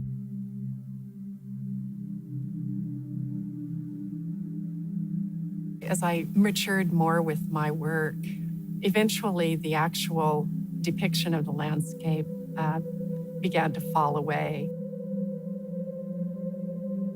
The process of drawing for me is really about accessing the edge of memory. Some sort of pre-conscious or unconscious knowledge that we all share, that if we can get out of our own way, we could access this place and access what we know.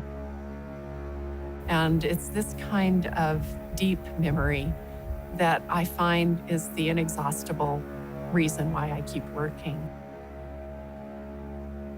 And this is a kind of memory that I believe has to exist in us from the tiniest level of being of who we are and what we have evolved from. And that's why stillness is so important, that deep, deep recessed knowledge can surface. Something is being accessed that I can't know consciously, and yet it's there. If I don't dictate ahead of time what the drawing is to be. I do feel that the grasses have memory, that the soil has memory, the air has memory.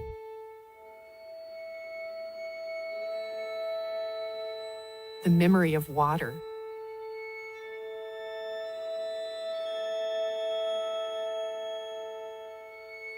When you think about the DNA we carry and the heredity that we carry, why can't we have cellular memory? That reverberation is going all the way through.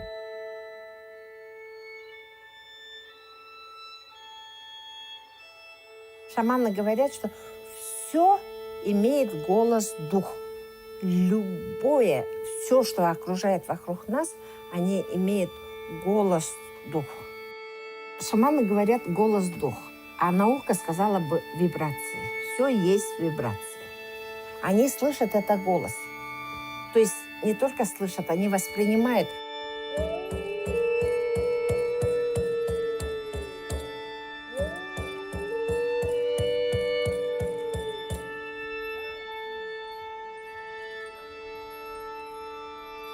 Он сначала тоже слушает, как река бежит, он на реку настраивается и потом исполняет.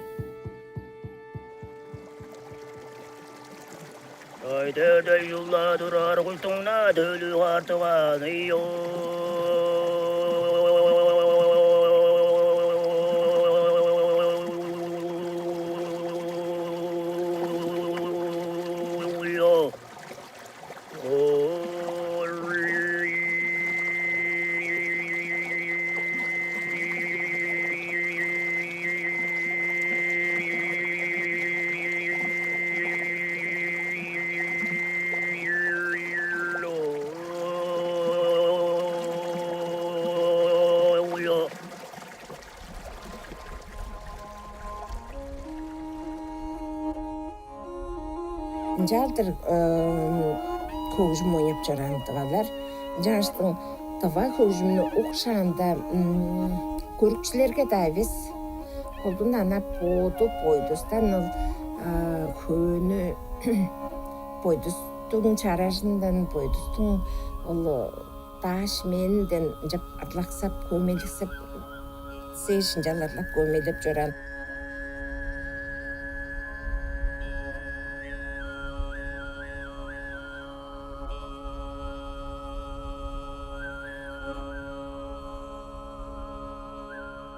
Португалдың нақпаштың олыстарының ассоциации с космическими звуками какими-то. Их уносят в космос. Тюркоязычный по Казахстанға да, Якутскага да, Кыргызстанға да. Олыстарының тез болса. Вот я слушаю тувинскую музыку, и мне кажется, что я начинаю вспоминать что-то очень знакомое и давно забытое. Но что это именно такое, я не могу вспомнить. Это какая-то историческая генетическая память начинает пробуждаться. Мне так кажется.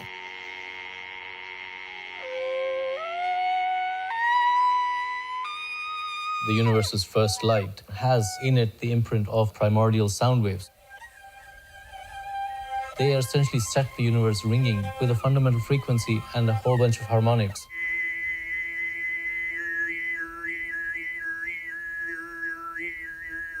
And the imprint of the primordial sound waves can now be seen in the way galaxies and clusters of galaxies are structured. The cosmic microwave background.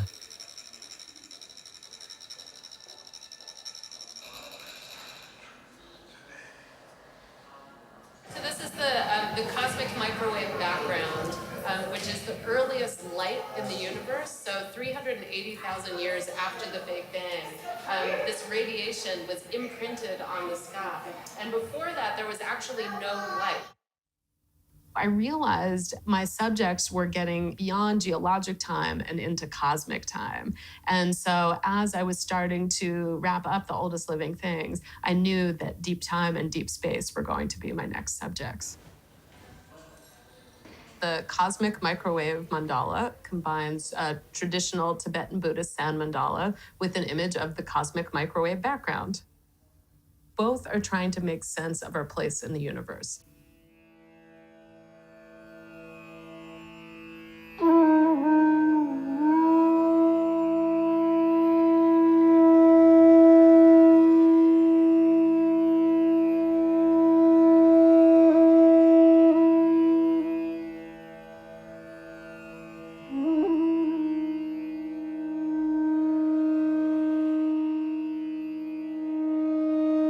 In Tibetan Buddhism, There are a lot of correlations between the human body and the cosmos.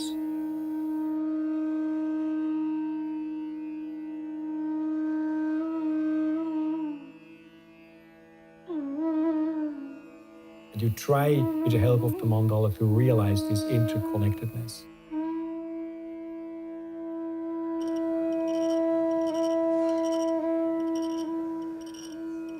It's also a depiction of an inner cosmology. You carry the cosmos within you.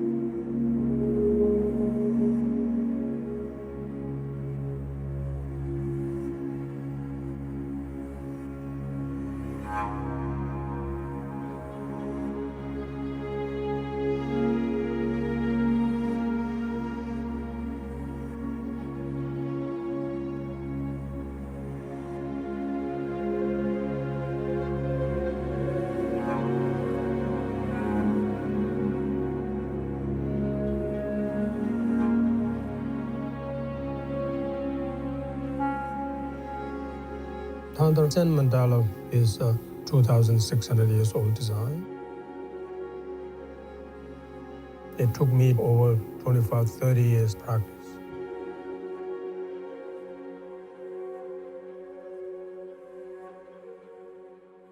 I've been doing this, fighting for my country. I'm not carrying any weapons in my hand. I'm simply carrying a beautiful art for welfare of all sentient beings.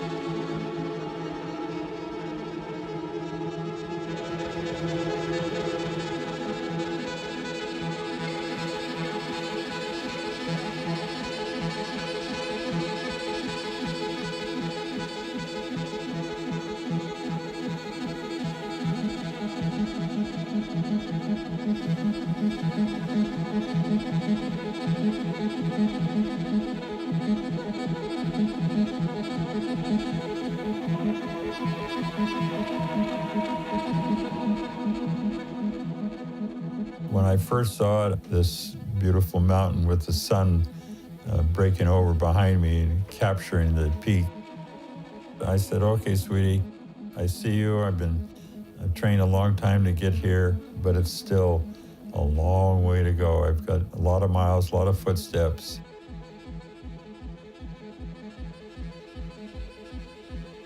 It's a little over 14,500 feet.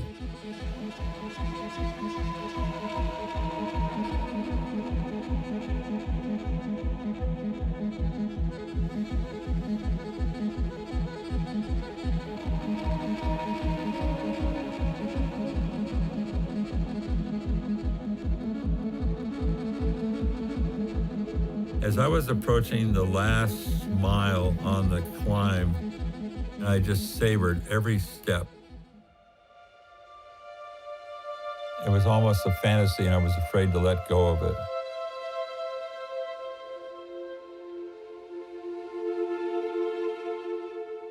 That was cumulatively about a 200-mile run, 84 hours. I'm awake for over 4 days. I thought about all these things, and when I got to the top, I was just crying. I couldn't believe it. I started crying. And I looked back towards Badwater. I knew that I had gone up that desert by myself as far as I could see. But I didn't realize my adventure was just starting.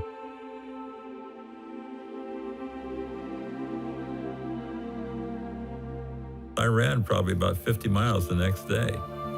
There were all kinds of people wanted me, television, radio, and I didn't want to talk to anybody. It was a personal thing. My wife, Betty, was preparing for a dinner party, and I said, well, I'm going to go body surfing.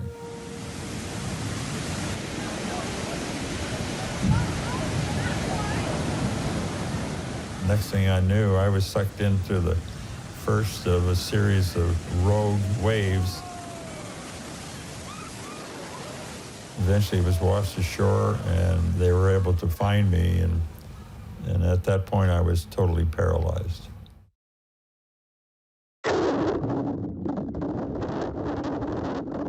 It severed half my spinal cord. I could visualize my wife preparing for a dinner party that would never take place.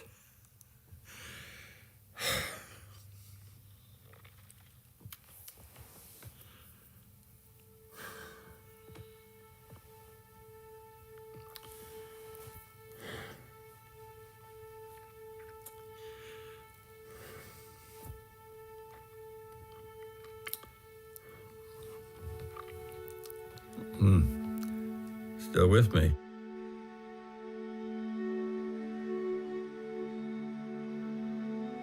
The therapist put me in a wheelchair. I said, I'm going to walk again. And she says, you'll be lucky if you walk at all, even with a walker.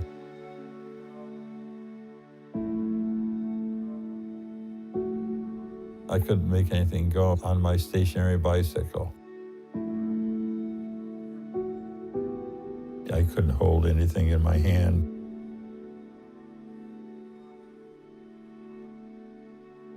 But my legs, after repetitive efforts, I was able to function, but there's little or no strength.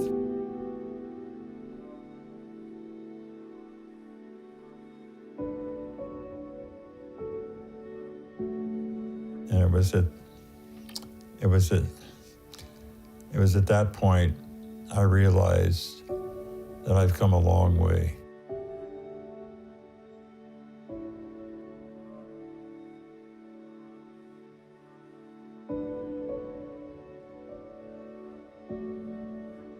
It was 3 days short of 1 year earlier that I was totally paralyzed. I said, put me on my stationary bicycle. And I remember that I prayed, and I rode that bike for 10 miles.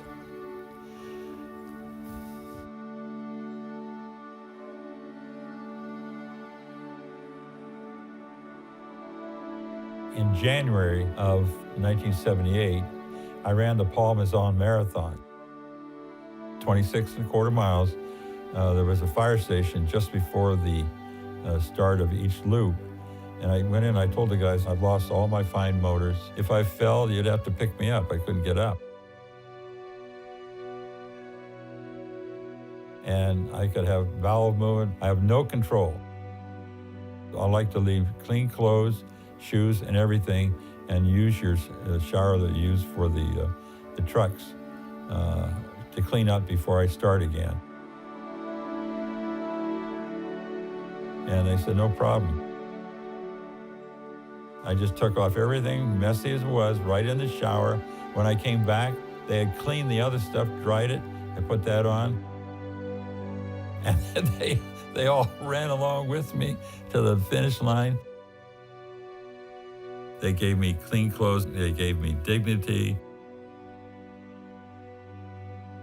I guess it takes really getting beat up to realize how strong you are.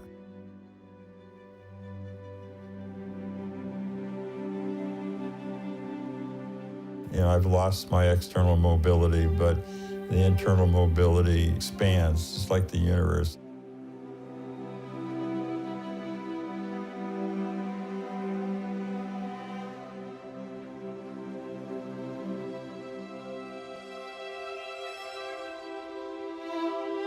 I've walked with many people across the world so far. The African proverb is that if you want to walk quickly or fast, you walk alone, and if you want to walk far, walk together.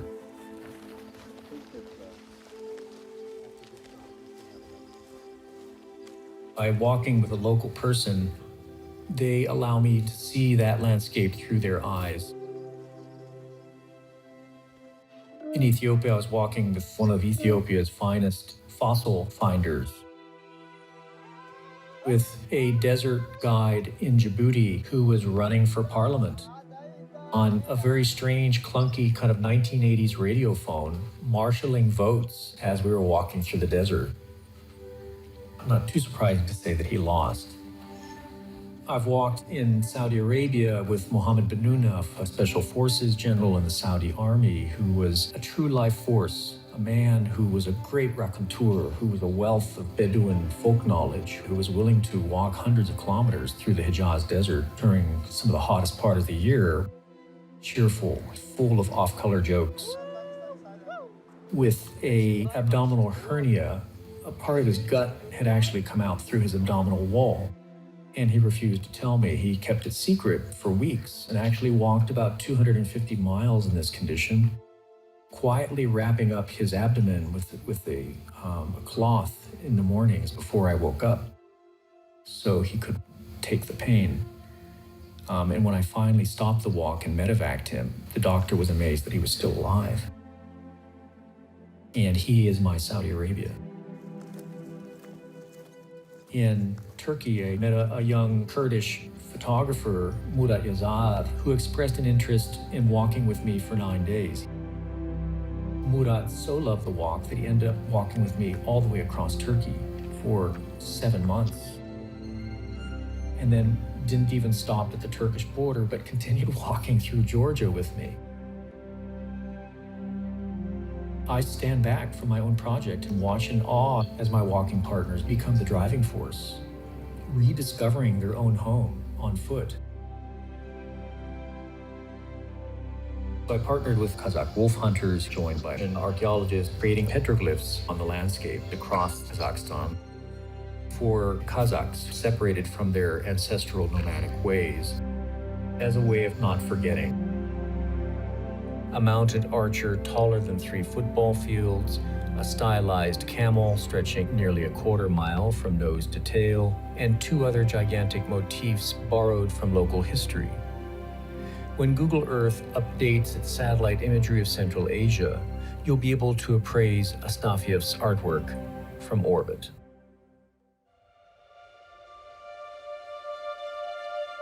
A melon seller from far western Uzbekistan decided to join the walk.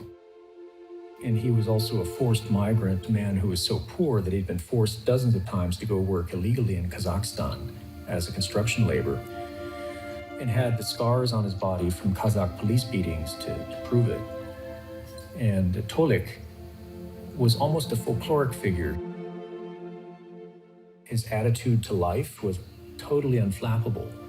Whether we were being arrested and detained more than 30 times, whether the donkeys would escape into the Kızılkum Desert, whether our water was stolen and we were without water in the middle of the desert, he was this calm, steady, inspiring person who would have been dismissed as kind of a street side vendor if you had driven by him in a car. The idea is to gather them all. I don't know how I'm going to do it, but I'm going to do it. I'm going to find somebody to pay for their air tickets, to gather hundreds of these people to whom the walk belongs, as much to them as to me, in Tierra del Fuego at the finish line, and then have us all walk together for the last day down to the Antarctic Sea. Because in truth, this isn't only my journey, it's yours too. If you go far back enough in your family tree, some ancestor walked the trails that I'm following.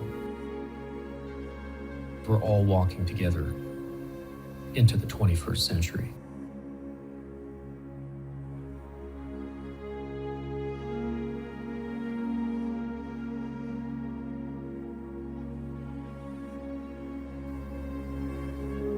Paul's walk comes at a time when our ability to connect has been increasingly replaced by interactions with our screens and our devices. When we have so many reasons to be strangers to one another. I knew that many, many lives would be touched by his walk and that many would be touching him. To be a walker on a planet conquered by suspicion, flags, the incessant babble of television. I'm often asked about safety. Israeli soldiers fired rubber bullets at me as I zigzagged through the West Bank. A militia of village guards nearly shot me from behind a tree while walking through Turkey. And to date, the police in 10 countries have detained me 84 times for, well, suspicious walking.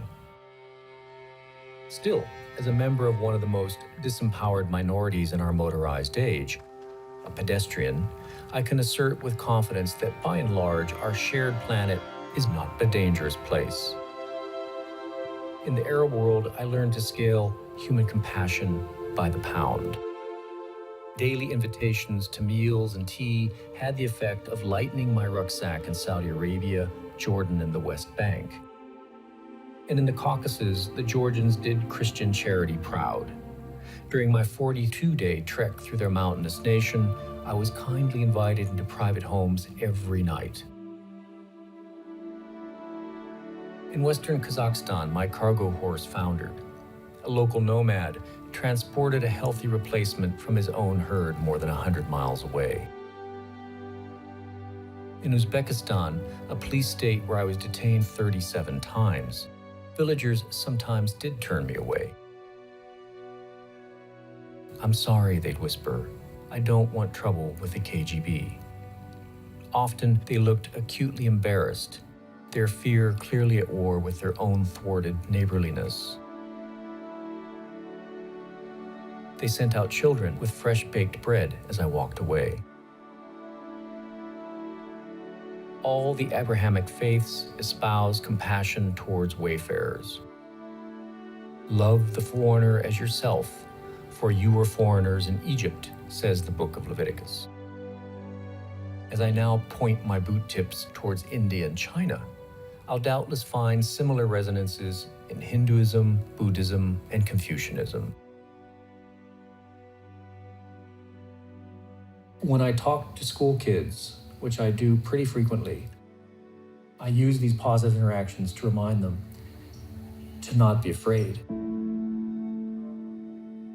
Because I think in today's day and age, when we're inundated with a tsunami of anxiety-causing news about the other dumped on your head every day, the weird after effect of the information age explosion is a recurrence of tribalism. The walk has provided a through line that is connected not from mountaintop to mountaintop, but from person to person. I'm not walking to somewhere. I would not be sitting here talking to you from southern Pakistan if I didn't get this help of thousands of people, almost all of them strangers, who have no warrant to help me at all. I have to remind people, don't let digital overload strike fear into them, a paralyzing fear that would immobilize them from going out into the larger world and exploring places and experiences beyond their immediate horizon. This whole place, this chaotic, heartbreaking, maddening, beautiful, ecstatic place is yours, belongs to you. It's home, all of it.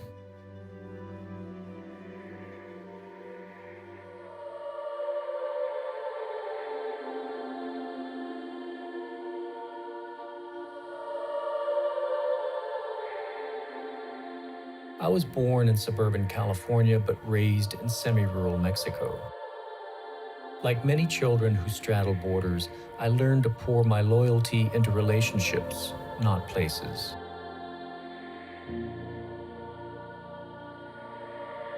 I'm making for Tierra del Fuego, the last continental horizon. I'm not walking toward the exotic other. I'm walking toward a better part of myself. These people.